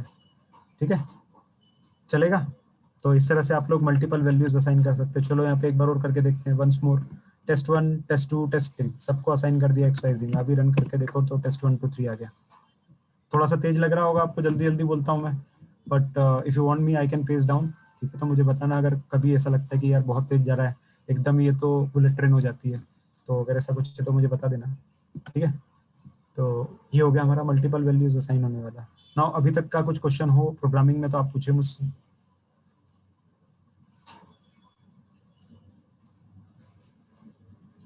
सर जैसे अपन प्रिंट ए कॉमा भी कर रहे तो जैसे 5 और 6 आ जा रहा है, प्रिंट हो जा रहा है, लेकिन अगर उसमें अपन जैसे HTML CSS में BR टैग लगाते तो नीचे वाली लाइन में आता है, एक शिफ्ट लाइन को ऊपर आता है, जैसे दूसरी इसमें भी हो सकता है? हाँ, इसमें भी स्लैश एन लगा दो ना। BR टैग मतलब वो क्या होता है कि आप अलग से उसको चेंज करने की कोशिश कर रहे हैं, यहाँ पे स्लैश एन लगा दो, नहीं उसमें आ जाता है, ठीक है? वो आपके लिए होमवर्क है, आप ट्राई करो, मिलेगा आपको। पाइथन है, पाइथन में सब पॉसिबल है, काफी कुछ पावरफुल है, ये कर देता है। ये ढूंढो स्टैक ओवरफ्लो, मैंने बताया आपको, उसके ऊपर डालो, मिल जाएगा आंसर आपको डायरेक्ट, ठीक है? और कोई क्वेश्चन? सर अगर हम ये a की वैल्यू 5 डिक्लेयर करते हैं सर, 5 के पहले अगर हम /n कैरेक्टर यूज करते हैं सर, इसके कैरेक्टर, तो सर ये एरर देगा? करेगा। वही मैं अभी तो वही जवाब दिया कि आप ढूंढो, उसको मिल जाएगा, सपोर्ट करता है ये, ठीक है? कोडिंग आपको मिल जाएगी। सो ये सब जो आप क्वेश्चन पूछ रहे हो ये पॉसिबल है, इसके लिए सिर्फ आपको सर्च करना है, आंसर मिल जाएंगे इसके। एक्सपेरिमेंट्स आपके ऊपर है, मैंने आपको गाइडेंस कर दिया, बता दिया कैसे होता है ना, इसके ऊपर आप प्ले करो ना, वही तो आपको करवाना है मुझे। अगर वो नहीं करोगे तो सीखोगे कैसे? तो इसके ऊपर आप करके देखो, मल्टीप्लाई करके देखो, डिवाइड करके देखो, एस्केप कैरेक्टर लगाओ, बोल्ड लगाओ, इटैलिक लगाओ, जो आपकी मर्जी हो करके देखो, यूजर से इनपुट लो, कैसा भी करना वो सब करो, थोड़ा थोड़ा बस उसके अंदर आपको मेहनत करनी पड़ेगी पैरेलल, सीखते जाओगे, अपने आप चीजें सीखते जाओगे, ठीक है? इंटरनेट है, सब फ्री रिसोर्सेस अवेलेबल है, वहाँ पे सब मिल जाएगा आपको। नहीं मिलता तो फिर वापस आओ मेरे पास, मैं बताऊंगा कैसे करना है, ठीक है? चलो और कोई क्वेश्चन है? आगे बढ़े, चलो आगे बढ़ते हैं फिर। तो यहाँ तक हुआ, अभी उसके अंदर और आगे बढ़ते हैं थोड़ा सा। डिफरेंट डेटा टाइप्स, अभी डेटा टाइप की तो हम पहले से ही पढ़ चुके हैं, अब क्या पढ़ना फिर भी बता देता हूँ, चलो कैसे करना है डेटा टाइप को। तो अलग अलग तरह के डेटा टाइप हमारे पास होते हैं पाइथन में। पहला होता है स्ट्रिंग टाइप का। स्ट्रिंग टाइप का मतलब क्या? तो स्ट्रिंग टाइप का मतलब एक ऐसा डेटा टाइप जिसके अंदर सिर्फ स्ट्रिंग्स रहेगी, नाम रहेगा किसी का, किसी की एड्रेस रहेगी, या किसी का सरनेम होने वाला है, या किसी का, और क्या हो सकता है? स्ट्रिंग में तो बहुत सी चीजें हो सकती हैं, किसी के बारे में भी कुछ जानकारी है तो वो स्ट्रिंग में आ जाती है, ठीक है? तो string yes can be a sentence as well, बहुत सारी चीजें होती है स्ट्रिंग में, तो everything can be possible, so that goes in the string, है ना? तो let's go on. And string type का बनाना है तो आपने क्या करना है, कुछ नहीं करना, कुछ डिक्लेयर नहीं करना, सीधे जो स्ट्रिंग है वो मूव कर देनी है किसी वेरिएबल के अंदर। पाइथन दिखेगा, अच्छा पाइथन जो रहता है वो ऐसा उस पर डिपेंड नहीं करता कि आप पहले से str x करो, यानी पहले उसको डिक्लेयर करो फिर उसके अंदर असाइन करो, ऐसा नहीं होता। यहाँ पे क्या होता है कि जो वैल्यू आती है उसके बेसिस पे ऑटोमेटिकली वो एडॉप्ट कर लेता है उसको, तो वो ले लेता है। तो जैसे आपने राम बताया, राम x कर दिया, हो गया भाई, ये अपने आप जो रहेगा उसका डेटा टाइप बन जाएगा। चलो अभी एक लिमिटेशन है ये जुपिटर नोटबुक की कि इसके अंदर एक साथ ही सब कुछ रन होता है, ऐसे अलग अलग रन नहीं होता कि आपको कुछ पर्टिकुलर लाइन रन करनी है, आधी लाइन तो वो रन कर दो, वैसा नहीं होता। तो मैं इसको तोड़ देता हूँ थोड़ा सा। तो ये स्ट्रिंग डेटा टाइप के लिए मैंने बताया है, लेट्स रन इट। और ये देखो आपका क्लास इसका बता दिया स्ट्रिंग, यानी टाइप जो था वो टाइप उसने बता दिया स्ट्रिंग टाइप का ही है, और वैल्यू जो है उसके अंदर राम लिखी हुई है, ठीक है? ये हो गया। अभी उसके बाद इंटीजर टाइप का रखना है, तो इंटीजर टाइप का डिफाइन करना है, तो फिर से इसको कट कर देता हूँ और यहाँ पे दिखा देता हूँ। क्लास है इंटीजर टाइप की और इसकी वैल्यू है 5। बहुत सिंपल है ऑपरेशंस, कुछ नहीं करना है, बताया मैंने आपको, सब बताता जा रहा हूँ। मजाक मजाक में हमने डेटा टाइप खत्म कर ली है, आपको थोड़ा समझ आ रहा हो तो। ये देखो फ्लोट टाइप का आ गया, ठीक है? दोनों में डिफरेंस देखो, यहाँ पे ये एक इंटीजर टाइप का आ रहा है, ये फ्लोट आ रहा है, क्यों? क्योंकि यहाँ पे आपने 5 असाइन किया और यहाँ पे 5.5 किया, तो है एक ही चीज, है पाइथन ही, बट यहाँ पे आपने पॉइंट डाल दिए तो वो ऑटोमेटिकली उसको फ्लोट में कन्वर्ट कर देगा। देखो मैंने 5.0 डाला तो ये फ्लोट में कन्वर्ट कर रहा है, देखो इसमें से हटाया तो इंटीजर पे आ गया। कमाल है ना पाइथन, बहुत ही तेज है यार, ये तो एक्सपेक्टेशन से ज्यादा तेज है, ये अपने आप ही सब समझ जाता है, बहुत समझदार हो रहा है, ठीक है? चलो आगे बढ़ते हैं, लिस्ट देखते हैं। लिस्ट क्या होता है? लिस्ट मतलब क्या होता है कि ना कभी आपको मल्टीपल टाइप के डेटा टाइप्स चाहिए, मतलब एक ही वेरिएबल के अंदर बहुत सारी वैल्यू स्टोर करनी है। मतलब मान लो कि हमारी बैच है और इस बैच के अंदर अभी हमारे पास 89 पीपल है जो मुझे सुन पा रहे हैं, तो उन 89 पीपल के सबके नाम एक साथ लिखने हैं। तो सबके नाम एक साथ लिखने एक ही वेरिएबल में, तो या तो मैं एक एक करके मिस्टर एक्स में डालूंगा मेरा नाम, वाई में डालूंगा किसी और का नाम, जी में डालूंगा किसी और का नाम, या तो ऐसा करूंगा, या फिर क्या करूंगा सारे के सारे 89 लोगों को उठाऊंगा और सबका नाम एक साथ एक सबका नाम एक ही वेरिएबल में डाल दूंगा which is called as X. तो आपने नाम भी सुना होगा लिस्ट का, तो लिस्ट वही होती है। ये देखो ये टाइप लिस्ट होगी, उसके अंदर ही अलग अलग वैल्यू आ गई। जैसे आपने अरे पढ़े होंगे, अरे लिस्ट थोड़ा थोड़ा क्लोजर है, बताऊंगा क्या डिफरेंस होता है, बट काइंड ऑफ वही होता है। ठीक है, तो यहाँ पे हमने टाइप बना दी इसकी लिस्ट, और यहाँ पे देखो तो मल्टीपल वैल्यू हो गई, तो टेस्ट 1 टेस्ट 2 की जगह 3-4 नाम लिख देते हैं। जैसे नियाति को अगर मैं देख पा रहा हूँ तो यहाँ पे नियाति लिख दो। देन दूसरा नाम हमारे पास अगर लिखना है तो अभिजीत लिख दो, ऐसा। तो ऐसा कुछ भी नाम लिख सकते हो, मेरा नाम भी लिख दो यार, मैंने क्या बुरा किया है, चलो सौरभ लिख देते हैं। अभी देखो ठीक है, तो ऐसे हो जाता है। आप अपना नाम लिखो यहाँ पे, टाइप करो, देखो मजा आएगा, खेलते रहो इसके साथ। तो ये लिस्ट बन गई। ठीक है, अभी लिस्ट आने के बाद एक दूसरी चीज आती है टपल, जो मैं आपको कल पढ़ाऊंगा। ठीक है, तो टपल को थोड़ा सा आगे बढ़ाते हैं, रेंज बताता हूँ, एक ये बुलियन वाला और बता देता हूँ। तो एक डेटा टाइप और है बुलियन, ट्रू फॉल्स वाला। ठीक है, तो ट्रू फॉल्स वाला जो रहेगा वो बुलियन ये आ गया अपना, सिर्फ यहाँ पे डालो ट्रू फॉल्स बता देगा। तो x की वैल्यू, किसी ने पूछा था क्वेश्चन याद हो तो, मुझे जहाँ तक याद है किसी ने पूछा था कि क्या मैं x में ट्रू या फॉल्स असाइन कर सकता हूँ, मैंने जवाब दिया था हाँ। ये देखो डेमोन्स्ट्रेशन। ठीक है, तो आपने क्या करा, x में डायरेक्टली ट्रू असाइन किया और इसने वैल्यू ट्रू स्प्लिट किया। ठीक है, कोई डाउट है इसमें? अभी तक जितना मैंने बताया होप आप लोगों को थोड़ा समझ आ रहा होगा इसमें से। सर डिक्शनरी वाला बता दो। डिक्शनरी में बताऊंगा, डिक्शनरी थोड़ा सा लंबा है, उसको मेरे को थोड़ा सा ना क्या इंडस्ट्री यूज केस के साथ जोड़ के बताना कि डिक्शनरी क्यों यूज होती है और किस तरह के डेटा टाइप में होती है, लाइक जेसन वगैरह भी जो होता है ना, थोड़ा सा मैं उस डायरेक्शन में स्टोरी बनाना चाहता हूँ, इसलिए मैंने डिक्शनरी अभी बताया नहीं है, and we are just running out of time. तो कल मैं थोड़ा इसको कवर करूंगा। हाँ बताइए सर, ये लिस्ट में डबल इन्वर्टेड कॉमा की जगह सर हम सिंगल इन्वर्टेड कॉमा यूज करें तो? करो ना, किसी ने मना थोड़ी किया आपको, करो देखते हैं एक्सपेरिमेंट। चलो एरर देता है क्या, चलो ये करके देख लेते हैं आपके लिए। ठीक है, अभी ठीक है मुर्तजा? यस सर, कर दिया मैंने सिंगल इन्वर्टेड कॉमा। और पूछो कुछ और प्रॉब्लम तो। नो सर, पर आउटपुट में सर चेंजेस नहीं हो रहे ना? हाँ नहीं होंगे ना, क्यों होगा, ये तो डिक्लेयर करता है, ये तो बताता है कि भाई ये कैरेक्टर टाइप का है, कैरेक्टर टाइप का इसने बता दिया। अब तुम कैरेक्टर को सिंगल इन्वर्टेड कॉमा से बताओ या डबल से बताओ, उससे पैटर्न को फर्क नहीं पड़ता है। जब प्रिंट को सर एक्स को प्रिंट कर रहे तो सर ये इन्वर्टेड कॉमा आउटपुट में नहीं आना चाहिए ना सर? नहीं आ रहा है, क्योंकि ये दिखा रहा है ना कि कैरेक्टर टाइप का है, नहीं तो कैरेक्टर ऑफ एक्स सर हम प्रिंट नहीं करवाते थे सर, एक्स करवाते तो दिखाएगा, ये शो करेगा इन्वर्टेड कॉमा। नहीं क्या बोलना चाह रहे हो वापस बोलो, कैरेक्टर ऑफ बोलो सर। मैं ये प्रिंट जो टाइप एक्स करा ना सर, टाइप एक्स ना करते हुए सिर्फ एक्स को ही प्रिंट करे, उसके टाइप को नहीं प्रिंट करे। टाइप तो ये वाली चीज के लिए, टाइप तो इस चीज के लिए है, इसको हटा दो, ये लो। ओके सर जी। वो टाइप तो उसका टाइप दिखा रहा था कि लिस्ट टाइप का, वो नहीं तो तुम बोलते मैं कैसे विश्वास कर लूं कि लिस्ट बना दी तुमने, भाई मुझे तो प्रूव करना पड़ेगा ना आप लोगों को, नहीं तो आप बोलोगे कि यार ये तो बेवकूफ बना रहे हैं। ठीक है चलो, और कुछ क्वेश्चन? Thank you sir. ये इन्वर्टेड कॉमा हमेशा दिखेगा क्या आउटपुट में? हाँ, कैरेक्टर्स के साथ दिखता है, वो दिखाता है यार कि कैरेक्टर है। थोड़ा सा पाइथन क्या है कि बहुत ज्यादा जिसको बोलते हैं ना कि ब्लैक एंड व्हाइट वाला काम करता है, कुछ भी छुपा हुआ नहीं है, सब वो दिखाते हैं कि हाँ भाई ऐसा है, कैरेक्टर है। ठीक है, और कोई क्वेश्चन है आप लोगों को? चलो देन, अगर क्वेश्चन सॉल्व हो गए हों तो आई वुड रिकमेंड कि अभी आप लोग घर जाके ना एनाकोंडा इंस्टॉल करो अपने अपनी मशीन पे। एनाकोंडा इंस्टॉल कर। हाँ जी, बलजीत जी कुछ एड्रेस करना चाह रहे हैं बच्चों को। Okay, so guys, my colleague mister Baljit Narang is going to talk to you for some time, so please go ahead Baljit ji.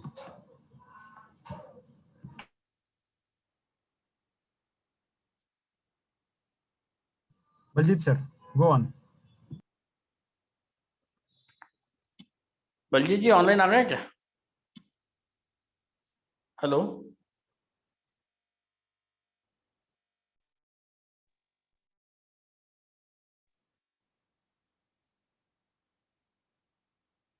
Good evening, friends. This is for your information, as Saurabh sir has communicated earlier also, that we are starting a batch that is for masters in data science and machine learning, and that is meant for the people who are either in the final year or who have already completed their BTech or degrees, MCA, BTech, or things like those, and even for professionals also. So this batch is going to start from Saturday. So in case if you're having some contacts where who need such kind of courses, this is a course for 6 months in which complete right from the scratch till becoming a data science, all the things will be taught to you, and the person will be having good opportunities coming forward their ways. And this is a guaranteed placement kind of program starting from Saturday. And we are having very limited number of intake for this particular batch. This is just for information. I'll be sharing the brochure for that particular thing with you people in the group itself. And if you feel like there are certain people who need such kind of things and who are very much career oriented, who need a job in coming 6-7 months or 8 months, or right from the beginning of the next session, then please share it with them. And also please like our Facebook page and our website also. You can share your feedback also there. So this is about it, and happy learning. I am sure that you all are enjoying it very much. Thank you. ठीक है, so thank you Baljeet sir. Just जो उन्होंने बोला उसको एक बार और repeat करता हूँ. So अगर आप लोगों में से आप लोगों के कोई फ्रेंड्स होंगे या फिर कुछ लोग होंगे जिन्होंने इंजीनियरिंग कंप्लीट कर लिया है, इंजीनियरिंग करने के बाद जॉब ढूंढ रहे हैं, कुछ मिल नहीं रहा है, आप लोगों को तो अपॉर्चुनिटी है, अभी भी आपके पास 6-8 महीने हैं, तो उसमें आप पढ़िए, बाहर से इंटरनेट से जहाँ से भी आप पढ़ सकते हैं, काफ़ी सारे रिसोर्सेस आपके पास अवेलेबल होंगे. बट आई वुड से कि डेटा साइंस, मशीन लर्निंग पढ़िए, या फिर और भी आपको जो टेक्नोलॉजी, क्लाउड हो या कुछ भी हो, पढ़िए. पढ़ोगे फ़ायदा मिलेगा. जैसे मैं आपको बताता आ रहा हूँ, जिन लोगों के पास वो जो लोग चाहते हैं कि एडिशनल सपोर्ट उनको मिले, उनको पढ़ने के लिए और रहे, तो हम लोग जो बैच शुरू करने वाले हैं, which is masters in data science and machine learning and artificial intelligence, उसमें हम बहुत सारे कूल प्रोजेक्ट्स बनवाने वाले हैं. यहाँ पे भी हम लोग इसी तरह के 1 या 2 प्रोजेक्ट बनाएंगे. बट चूंकि हमारे पास टाइम का लिमिटेशन है, यहाँ पे ऑडियंस ज़्यादा है और टाइम कम है, तो इसलिए हमारे पास यहाँ पे 1 या 2 प्रोजेक्ट ही बना पाएंगे. वहाँ पे हमारे पास पूरे 6 महीने रहेंगे. 6 महीने तक मैं ही आप लोगों मैं ही जो रहूँगा उस बैच को पढ़ाने वाला हूँ. तो उसके लिए मुझे अलग अलग जो टेक्निक्स पढ़ानी होती है, डेटा साइंस में यूज़ होती है, जिसमें हम लोग स्टार्ट करेंगे पाइथन प्रोग्रामिंग के साथ, बेसिक्स ऑफ पाइथन प्रोग्रामिंग जैसे हम लोग यहाँ पे कर रहे हैं. फिर उसके बाद स्टैटिस्टिक्स के बहुत सारे कंसेप्ट्स होते हैं, उसका इंडस्ट्री इंप्लीमेंटेशन होता है कि क्वालिटी प्रोसेस में कैसे स्टैटिस्टिक्स का यूज़ करते हैं. अलग अलग बड़ी बड़ी कंपनी जैसे कोका कोला कैसे ये इंश्योर करती है कि उनकी अगर बॉटल के ऊपर 600 ml लिक्विड लिखा हुआ है तो वो 600 ml ही जाए, ना कम जाए ना ज़्यादा जाए. अगर कोई क्लेम कर रहा है कि तुमने 600 ml लिखा हुआ है और 500 ml ही बेच रहे हो, अगर ऐसा कोई बोलता है, क्लेम करता है, तो कोका कोला के ऊपर बहुत बड़ी लायबिलिटी आ जाती है. तो कोका कोला कैसे इंश्योर करता है, कैसे प्रूव करता है कि नहीं मैंने 600 ml वाली लिक्विड वाली बॉटल ही तुमको बेची है, वो कैसे प्रूव करता है? उनके पास मेथड्स होती है हर चीज़ की. वो मेथड्स हम लोग वो कैसे इंडस्ट्री में इम्प्लीमेंट होती है वो मैं उसमें बताने वाला हूँ. इसी तरह से बोलते हैं कि अलग अलग जो सर्वे होते हैं, जैसे कोई भी पोलिंग होती है, कोई भी इलेक्शन होता है, तो इलेक्शन में हम लोग बोलते हैं कि इस इलेक्शन में बीजेपी जीतने वाली है, इसमें कांग्रेस जीतेगी, ऐसा न्यूज़ में आता रहता है.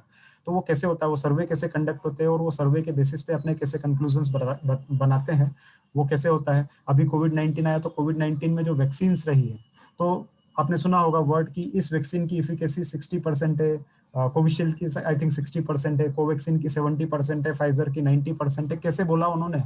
कैसे उन्होंने बोला कि ये लोगे तो 95% तक तुमको 95% तक तुम लोगों को कोविड नहीं होगा. कुछ तो उन्होंने यहाँ पे टेस्टिंग करी होगी, कुछ तो यहाँ पे स्टैटिस्टिक्स लगाया होगा.